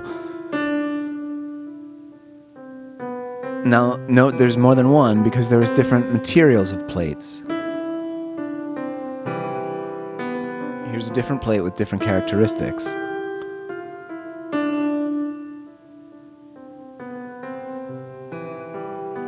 It sounds like a space, even though it's just a metal plate vibrating with a little thing that vibrates it, like a little buzzer. This is reverse, so these are kind of getting into effects, so these don't really count. There is one notable here, one though. Let me just stop this. So there's one other kind of type of reverb. These are kind of the main ones. You got your halls, your rooms, your chambers, churches, springs, plates, and this doesn't have a spring. It's usually in your guitar amp. And then there's some here like reverse and gated. Now, a gated reverb is really two effects. So you have the reverb sound, and then they also apply a noise gate on it after a certain amount of time. So they let the reverb tail go, but then it doesn't fade out. They just cut it off really abruptly. And that's a very distinct sound of the 80s. So if you listen to pretty much anything made in the 80s, you can hear that kind of gated reverb. Let's just listen to it.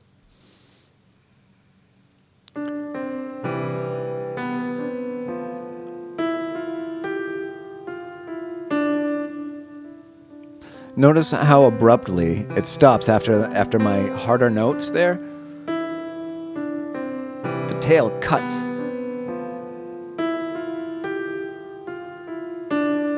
It's very unnatural. It's a distinct sound for snare drums, especially if you're going for that 80s kind of affected sound. So I think it sounds a little cheesy, but a lot of people love that sound. So this stuff is really, really subjective. Now, when you're asking what's the right one of these to choose for my music, that's a subjective question too. Because if you asked Frank Sinatra, it would have been a plate. If you asked somebody before him, it would have been a chamber. If you asked somebody today, it might be some sort of weird new digital reverb unit. So there isn't an answer there. You can get a great sound with any of them. That's truly the answer. They just add a little bit of character, and how much time you spend on fine-tuning that character for your production is dependent on what your production is and what your priorities are. Like, you could really get stuck messing with the reverb, trying to make it the perfect reverb for a long time at the detriment of more important things in your mix. Now, there's one other control here that we haven't really messed with. Well, I guess we did, but let's play with the time as let's play with the time of the tail as our music plays. Let's go back to the hall, because halls are my favorite, personal. I love halls.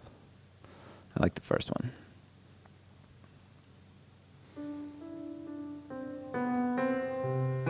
Let's make it longer.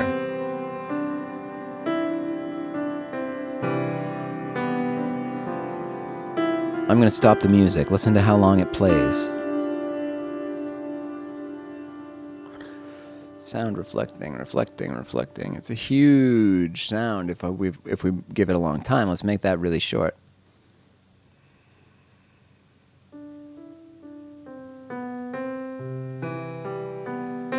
Now you get the sound of the reflections, but there's not too much going on in the tail. Make it a little longer. It starts to fill out. Halls love me too. Right? So the way that Michael White would suggest setting up your reverb, and I kind of agree with him, especially if you're new, is set your early reflections to define how big you want the space. Right? Think about what else is going on in the mix and visualize how big you want it to be and what you want it to sound like, what you want that material to be made out of. And then, once you have that down, pull in the reverb and adjust the time so that the time of that reverb tail is to the rhythm of your music. So this is why presets don't work in this kind of stuff. It's a lot of marketing hype. All these plugin manufacturers will tout how many presets they come with, but it's not useful to you because those presets don't take into account your program material, and it needs to. You don't need the presets; they're not helpful. I do use some presets, but the only reason I use them is to reset things to their original settings or to some like baseline where I'm going to start tweaking from. I'm not going through all the presets in here trying to make this. Let's look at what some of them are called. These are artists that licensed their name for some presets. Medium room for tracking, darker vocal plate, vocal verb, best plate ever. Like you could go through these and hear what they sound like, but it's not a good use of your time. Your time would be much better used defining how big you want it to be, right? Think about it. Is it a hall type sound? Do you want that chamber type sound of the 60s? Do you want a modern type sound? Or do you want the 80s sound? What are you going for? Then define the space, how much it should take up. Then you define the time. How long should that tail go? If it pulses with the music, it's going to sound better than if it doesn't, probably. Now, those are the basic controls of the reverb and how you can set one up. I'm just going to play with a few more of these controls so we can listen to what diffusion and decay sound like as I mess with those. Let's go back here. Let's set our time back up to default. I'm just going to load the default.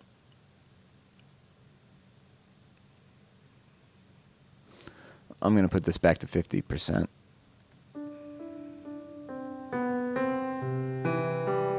And we're going to add in 20 seconds of pre-delay. That feels like too much. I'm going to turn it down to 10. I don't want to hear I don't really want to hear it so much as I want to just kind of feel its presence. So I don't want it to stand out. I don't want the listener to know that's what it is. I just want them to feel like they're in the room with the instrument. Now I'm going to play with the time. Let's see.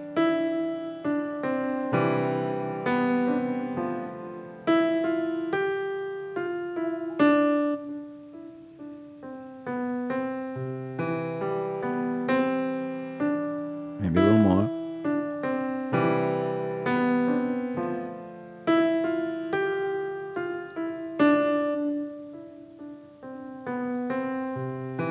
I like that. Now I'm going to play with the size. It's a little big. That distortion you hear is real. It's coming on my end, and that's what happens when you change this while the music's playing, because it's trying to compensate for that in real time, so it makes that weird sound. Now in the smaller room, I actually want the time to be longer. I kind of liked it where it was. Now let's play with the diffusion a little.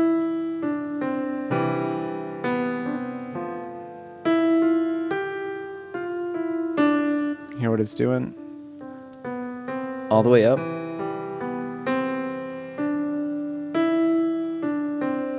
All the way down. Now, you might not be able to hear the difference there, but maybe if I call it out to you, you will. So when there's no diffusion in here, the sound of the reflections and the reverb tail is a little darker. The high frequencies don't flutter as much. They don't kind of bounce around with the same energy. So let's listen to it, but pay attention to the high frequencies, the higher bits of the spectrum. None.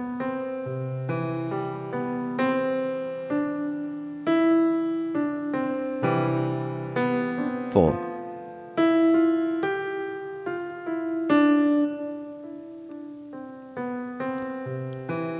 So the way that I would describe that, it's a little difficult to describe things in audio terms, but I would say that it sounds more lively. The room sounds like there's more in it. There's more like pillars and stuff bouncing things around, and there's stuff on the walls. It just sounds like there's more going on.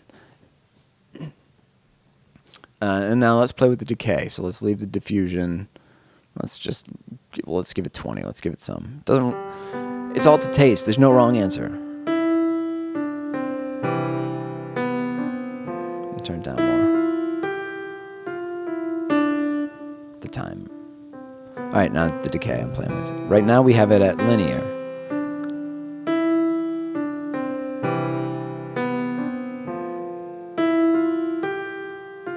Now listen to it. It sounds dampened.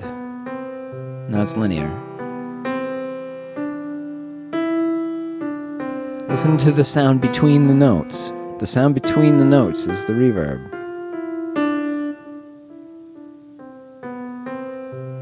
I'm going to turn it up, just the reverb. So I'm going to turn the original the keyboards down and just the sound of the reverb up.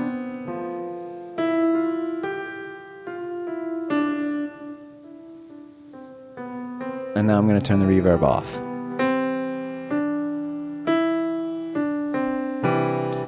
Is one of those right or wrong? If you could put this in your mix with no reverb, it might work. Probably will work. It's going to be very prevalent. And then you could blend some of this reverb in. Right? You don't need a lot of it. You don't want a lot of it. So right now I have this at like 15, and already that's too much.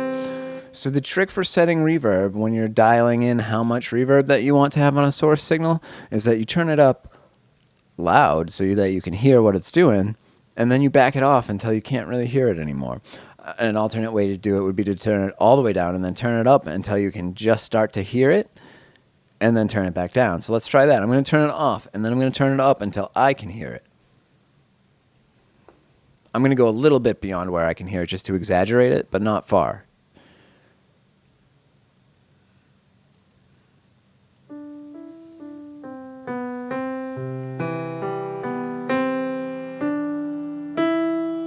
I'm starting to hear it at like 3, 4, so you don't need much at all.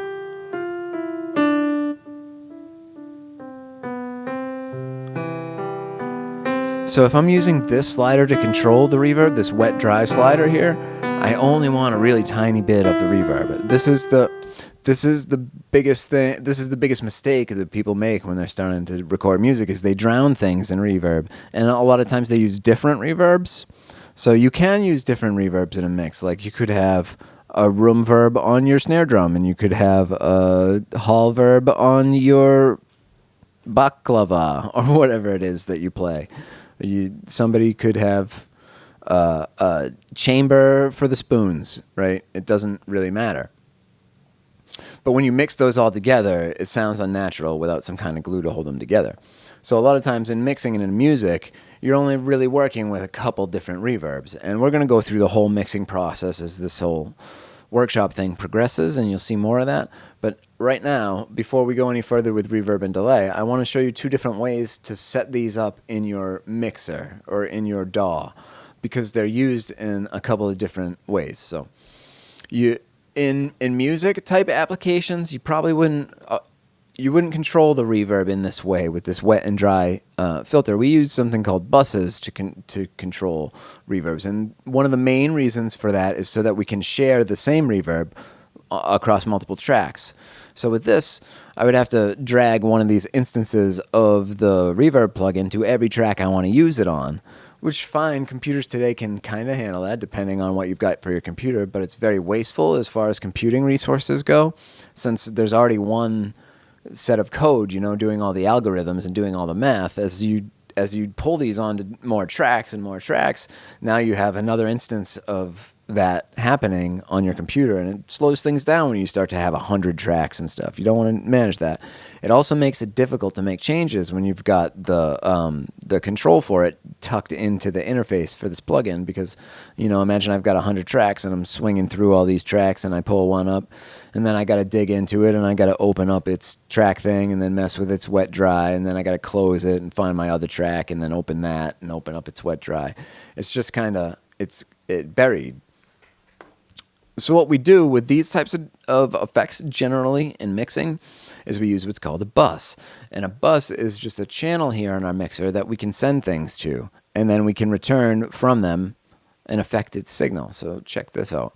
So let's create here. I'm going to add, in Studio One, it's super easy. So I just grab this keyboard track, and I'm going to say add a bus for selected channel. Alternatively, I could use an effects channel, but I want to talk about a bus specifically. So I had a bus here. It's just a little more universal across applications. So I'm going to add a bus here, and you can see it gives me a little channel. But this, if I play my keyboard back, this channel doesn't really do anything.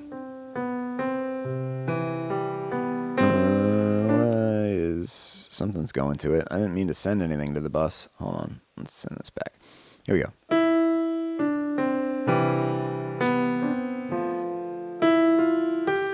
So you can see my keyboard's playing in this track down here, and then over here on the bus, nothing's happening. But I can send this signal from the keyboard. Let's send it over to bus 1. So that's what this little section called sends is for. And don't worry about this too much, because we're going to go into it more in the coming weeks. So you can see that I'm sending the signal to bus 1, and I can control how much of the signal I send to bus 1. So let's just set it back to 0. So this is just, I'm sending it, it's natural. They call this a unity gain. All right, so now what happens is I'm sending this signal over to this bus. So you can see it here, it's just a copy. But let's listen. Oh, I have to take the reverb off here. Let me get rid of that reverb. Let me get rid of this reverb. So now we don't have any reverb effects on the tracks. And I can adjust this bus. And you can see if I turn it up and down, all it really is a copy of this signal. And it's just adding volume. Right? I'm sending this track over here as a copy. Right? And now what I can do is on this bus, this is where I'm going to put my reverb. So let me grab that Reverb plugin. Actually, I was only using Reverb as an example, so because you might have been familiar with it. Let's use the reverb that I usually would use. It's by a company called Valhalla, and they only make reverbs, and they're only $50, and they're amazing. And it's what I always use. So let me go to, what is happening here? Valhalla. So many plugins. Valhalla Room 64. Here we go. So I'm going to add this to the bus. I'm not adding it to my keyboard channel. My keyboard channel is just going to be that plain signal. So now that's all it is. And here's the interface for my preferred reverb, which I prefer it because it sounds awesome and it's easy. I often don't even touch it from this point. I just throw it on the track and then I blend it in because these settings work very well for me for most things. So we have this mix knob now, just like on the Reverb. So if we look at the Reverb 2, I don't want to go find it again. So there was that mix knob, the wet dry knob. That's what this does. So right now it's set to 100% of the sound. So let's solo this bus and let's listen to what this sounds like.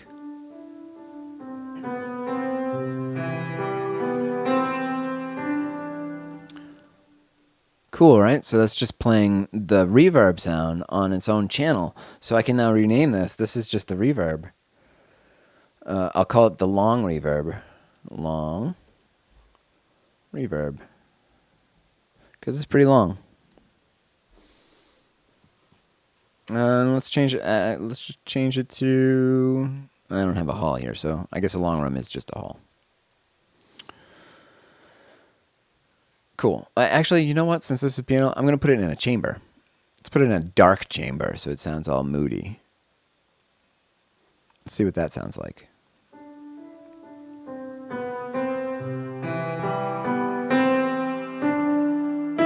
I think I like the room better. Yeah, I like the room better than the sound of the chamber. So we're going to go with the room.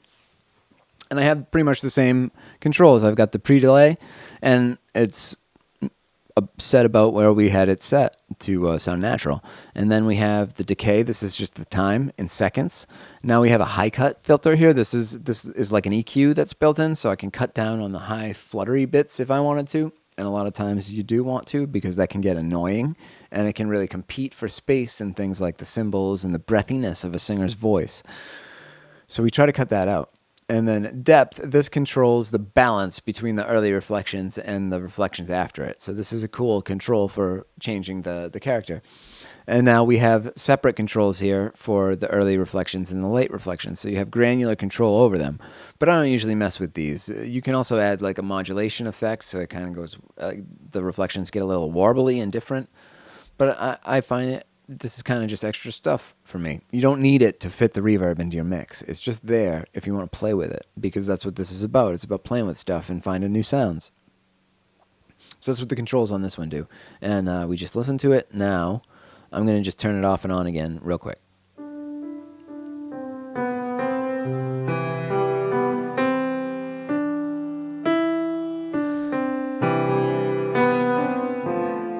So notice I'm turning it off and on by turning off whether I'm sending a signal to it or not. I'm not actually messing with the plugin. I'm leaving this alone. Let's get rid of that. We don't even need that display anymore. I like the settings. And now we're going to just control how much of it we're going to use.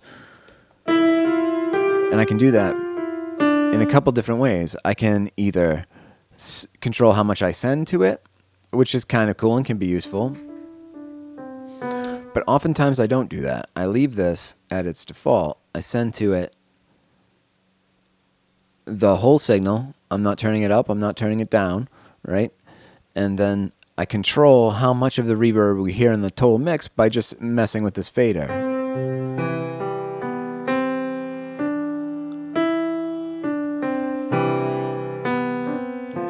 So now you can see I can really blend in to taste how much of the reverb that I want behind the music, because I have it on its own control. It's got its own name.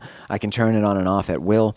And another primary benefit of controlling the effect this way is I can send multiple tracks to it. So now I'm going to record me speaking over this or singing. Let's do that. I'm going to sing something.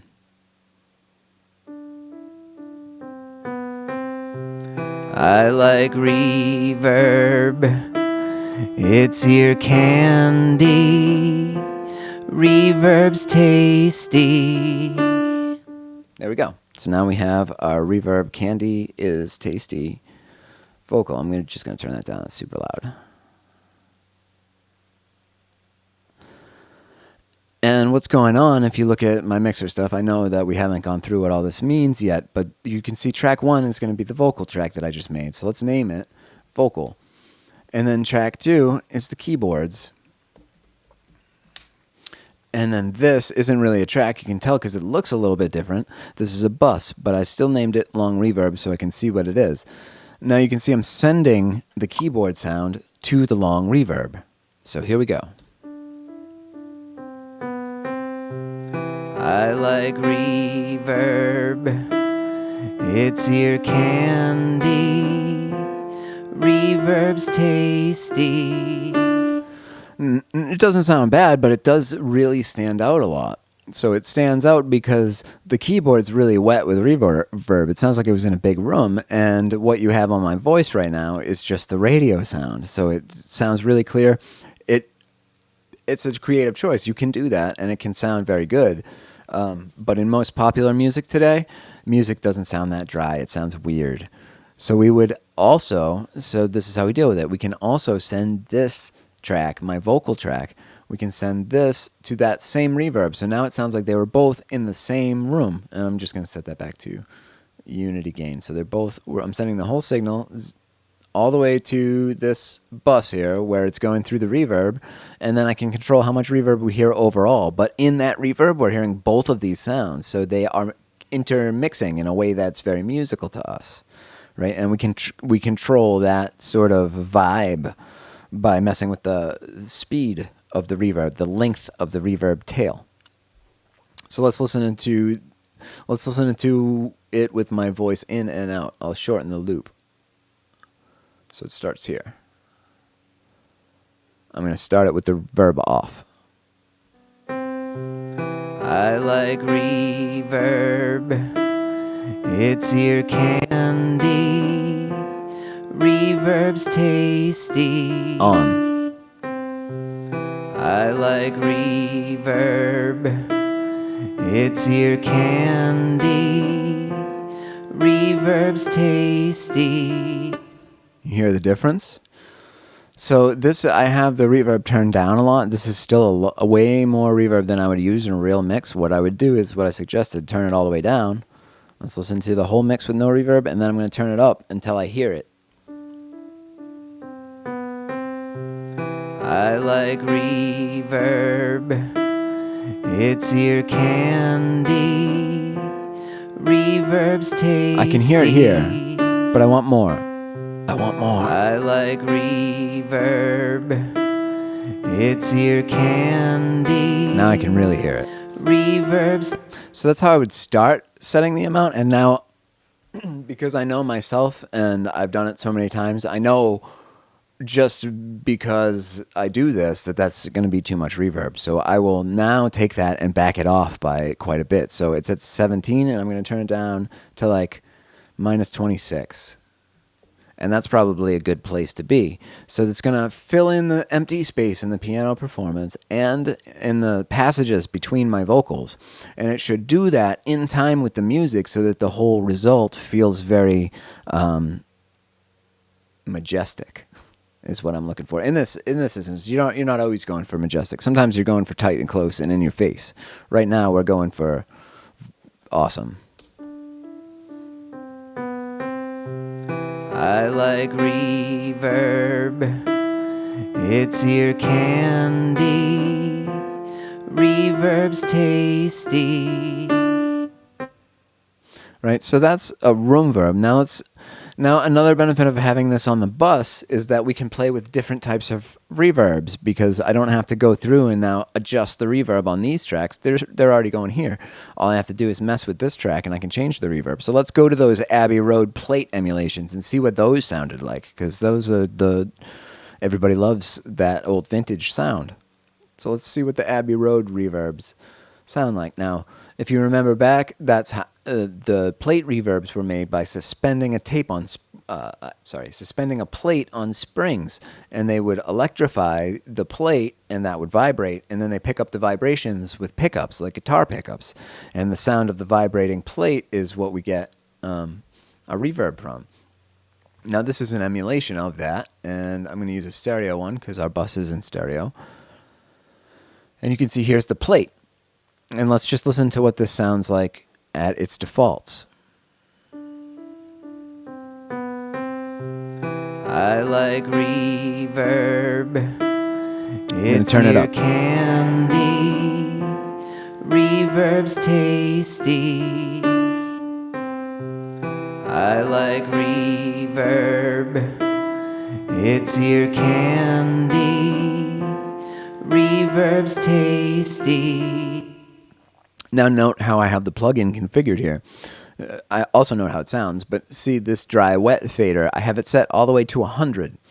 I don't want this in this instance because I have it on this bus. I don't want it to also be including the original signal. I only want this bus to be the reverb. So that way I can turn the reverb off and on, and I can mess with it, and anything I do to these other tracks is going to be protected from my grubby little reverb-loving fingers, right? So we can always turn it off. It's like layers in Photoshop, kind of, but not even a little bit. It's in the only way that they're similar. They're cool, right? They're both cool. All right, let's play with these plates for a little bit. I like reverb. It's ear can. I'm gonna change the plate type while it plays. Reverb's tasty. I like reverb. It's ear candy. Reverb's tasty.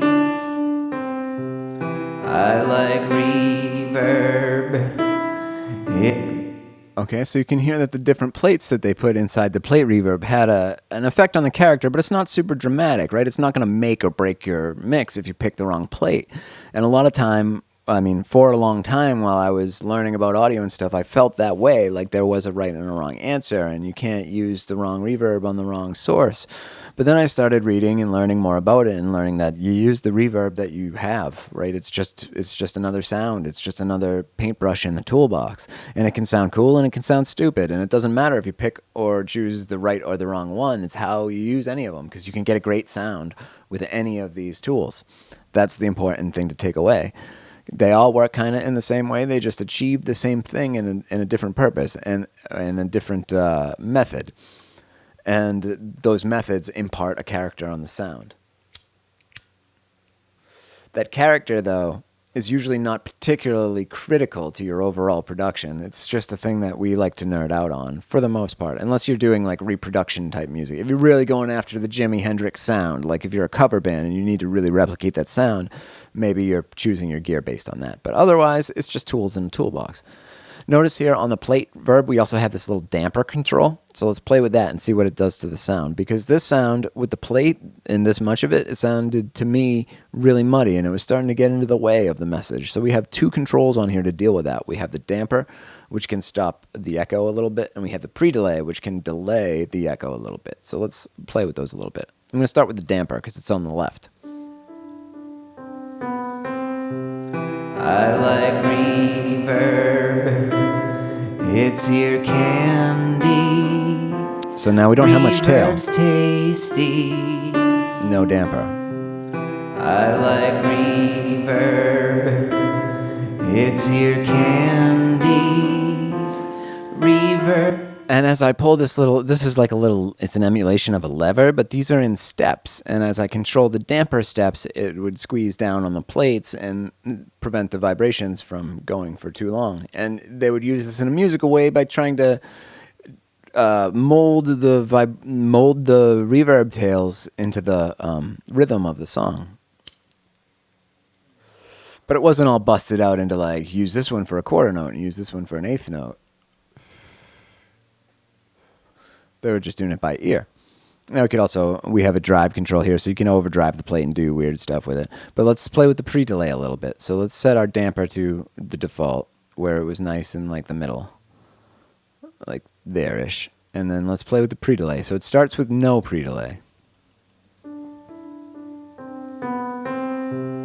I like reverb. Here's 60 seconds. I'll just let that tail end and start over. I like reverb. It's ear candy. So I said 60 seconds, I meant milliseconds. So we're adding a bit of delay from the time that the source sound happens, from the time that the delay starts. So let's listen to it more defined. So I'll turn this up like to 250 where it's marked. I assume that's a significant step. Let's listen. I like reverb. It's ear candy. That's very long. So you can hear that sound twice. So the point at which you can hear a sound two times, like the delay time, delay time, that point is about 30 milliseconds. So if a sound happens and then it's repeated within 30 milliseconds, we don't really hear the sound twice. We just hear a bigger, fatter sound. If it's over 30 seconds, though, that's when we start to hear another sound, right? It turns into two sounds in our brain. It's always been two sounds, but our brain was mixing them together and making it one fatter sound when it's below 30 milliseconds. Right now, we're at 250 milliseconds, and that's a distinct echo. So let's listen one more time. I like reverb. You actually hear the words twice. So let's turn this way down. Let's turn it to 80. I like reverb. It's ear candy. And then I like where that is fitting. It kind of gives it a cool pulsy vibe. So I'm going to just pull it way down. The overall volume of the reverb here on my bus. I'm going to turn the slider down, and then we're going to play with delay a little bit. I like reverb. It's ear candy. Reverb's tasty. I like reverb. It's ear candy. Reverb's tasty. Turning it off. I like reverb. It's ear candy. Reverb's tasty. So you can hear it really adds a nice kind of ambiance. That's what we're going for in a lot of applications. So in this, we're using it to enhance a sound and make it sound more musical. But you could also be using this as a tool in sound design or in video to match the sound on film with the sound that you're adding in post-production. Those are common uses. And also, if you do this in real time, like if somebody's playing guitar or singing, a lot of times the performer will instinctively use the reverb as part of their performance. They play with it in a different way. It'll inform the length of the notes that they sing in an interesting way. And a lot of singers, myself included, we love it to have it in our cans, even if you're not recording it. But a lot of people, when they go in to record a vocal performance, like to really drench that in reverb and get all those luscious echoes and all that ear candy. And it makes them feel like they sound better, and you get a better performance. Although you don't record all that reverb to the disc, you get the dry reverb to the disc, and then the recording engineer can go in and add the reverb back later in a way that is musical and kind of distinct. Now, it can really mud up a mix. One more tip before we jump to delay real quick is that this adds a lot of information to your song. So you can and should, when you're working with reverbs and delays like this, EQ them, because remember from the last workshop, when you layer a bunch of tracks on top of each other, the frequencies build up. So after my reverb here, let's play it back and see the frequency information on the analyzer. I like reverb. Look, there's a lot of information down here in the low end that's kind of you can't tell right here because there's only a couple things in the mix, but if there is a bunch of tracks here all fighting for that information, this would be just making things sound muddy and intelligible. So I would usually come in after my reverb, after the plugin, and put an EQ and cut off this kind of information like that. Like so. So now I'm only getting really the main part of the reverb here, and all this other information would have just been noise. I like reverb. It's ear candy. Reverbs. So now what we have, there's less information in the reverb, and the reverb itself takes up less space, so there's more room for other instruments to just survive and be heard in a dense mix. Now, we're running out of time, so I'm going to change this reverb to a delay real quick, and that's going to be easy to do because we set it up on a bus, which we're going to talk about way more, not next week, but the week after. Next week, we're going to talk about DAWs. Right now, I'm using PreSonus Studio One, but next week, I'm going to install a few of the popular ones, the trial versions, and we'll just look at them and what they include, and maybe if you're going to get into audio, it'll help you pick which one you're going to use. So for delay, I'm going to use the one that I like here. It's called Soundtoys Echo Boy. And this is going to be quicker. It's similar to reverb, so that's why I left it till later. So you'll notice by default, it's got my mix knob. This is the same as the reverb mix knob. It's half and half, but since I'm operating on a bus like we discussed, I'm going to set this to 100% wet. This is just going to be the delay signal. It's not going to be the source signal. And I can set the time of my echo. So by default, this is 1/8 note. So it's actually synced up to this tempo here, which I did not follow. So this song is not at 120 beats per second, I don't think. I wasn't using a click track. But let's hear what eighth notes sound like. I like reverb. It's ear candy. Reverb's tasty. Kind of has the same effect, right? You can hear the voices twice, and they're kind of in time. They're too fast for this particular song right now, but they're very distinct. They have the same effect of adding space to the mix without that big long tail. You're just hearing the sound. It's cleaner sounding, so it has the same effect without adding as much density.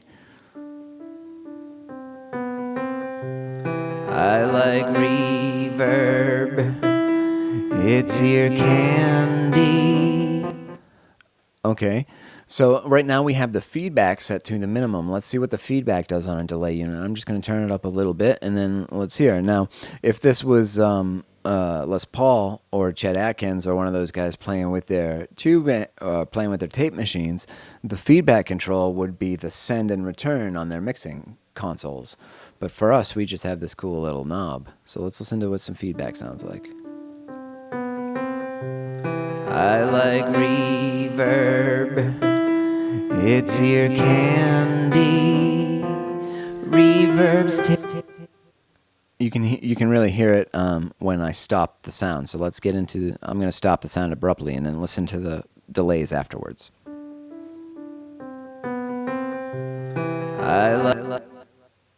like reverb. So the feedback's giving those after effects. Let me really exaggerate this. I like reverb. It's ear candy. Reverb's tasty. very similar to what a reverb would sound like, because now as we increase the feedback, now we're getting all those reflections. It's kind of simulating what a reverb would be, but it's not taking into account the same like natural characteristics of reverb would, like the stuff that's in the room or the stuff the room's made out of. This is just a delay of the same sound over and over, and it fades out over time as we control this feedback knob. And then this has some other effects here, and we can change some EQ on it. These are just convenience features to do what I just showed you with the EQ. When we cut out the low and the highs, this is kind of what that's doing, but it's just built in. And we can let's add some saturation real quick so you can see what a tape delay kind of sounded like. I like reverb. It's ear candy, reverb's tasty. Right, so it just gives it a little bit of a color. It's not critical to your sound. That's unless you're Jack White, and it's critical to your sound. So what else can we do here with the echo?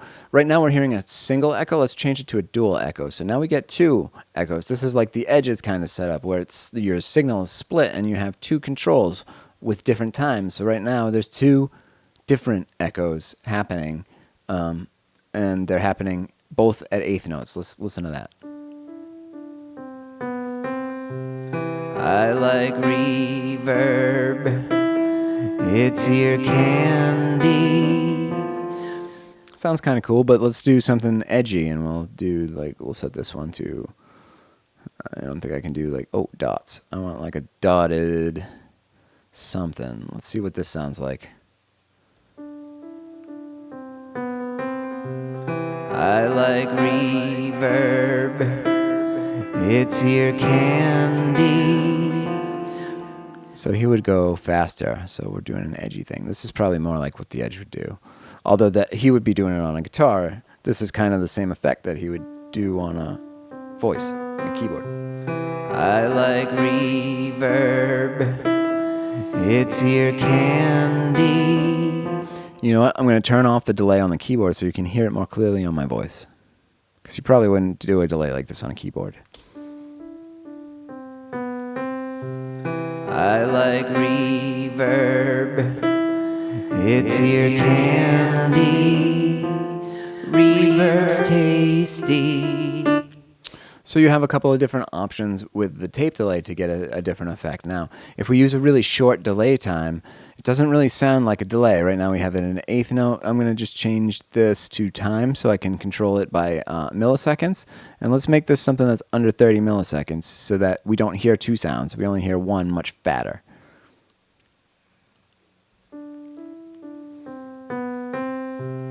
I like reverb. On.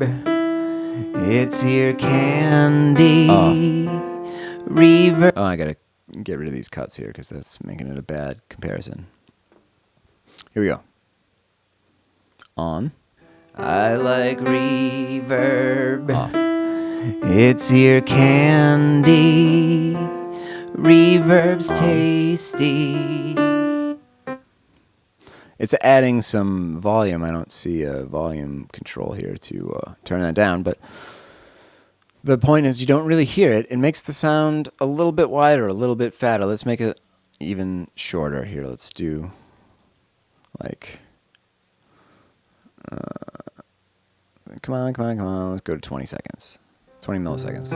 I like reverb. I'm going to turn it up. It's ear candy. Reverb's tasty.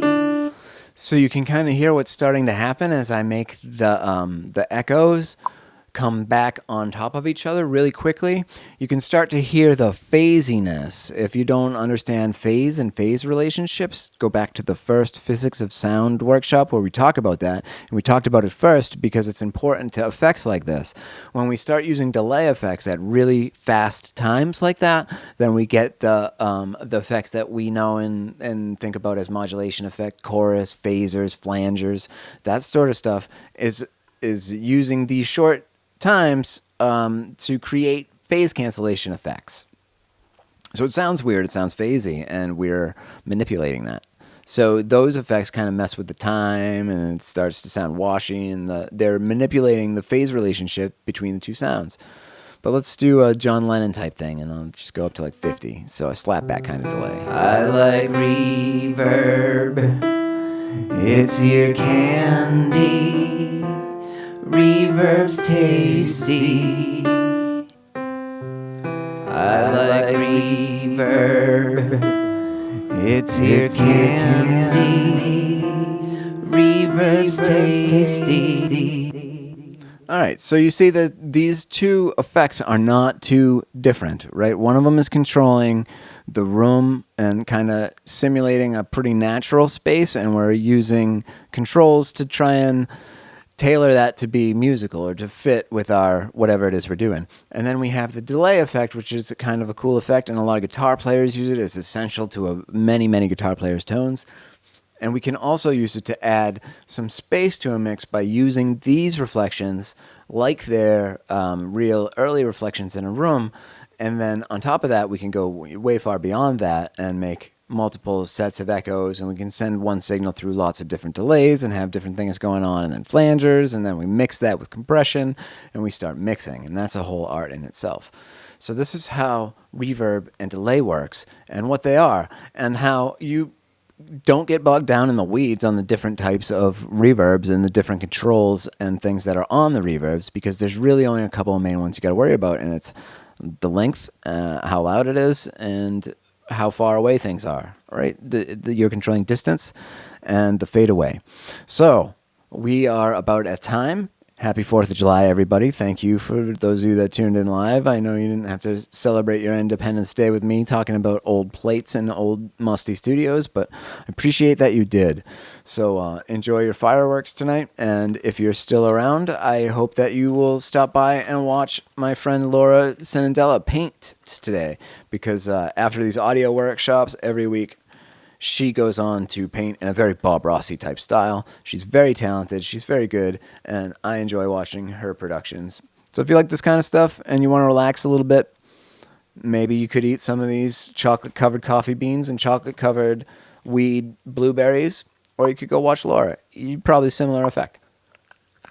See you next week.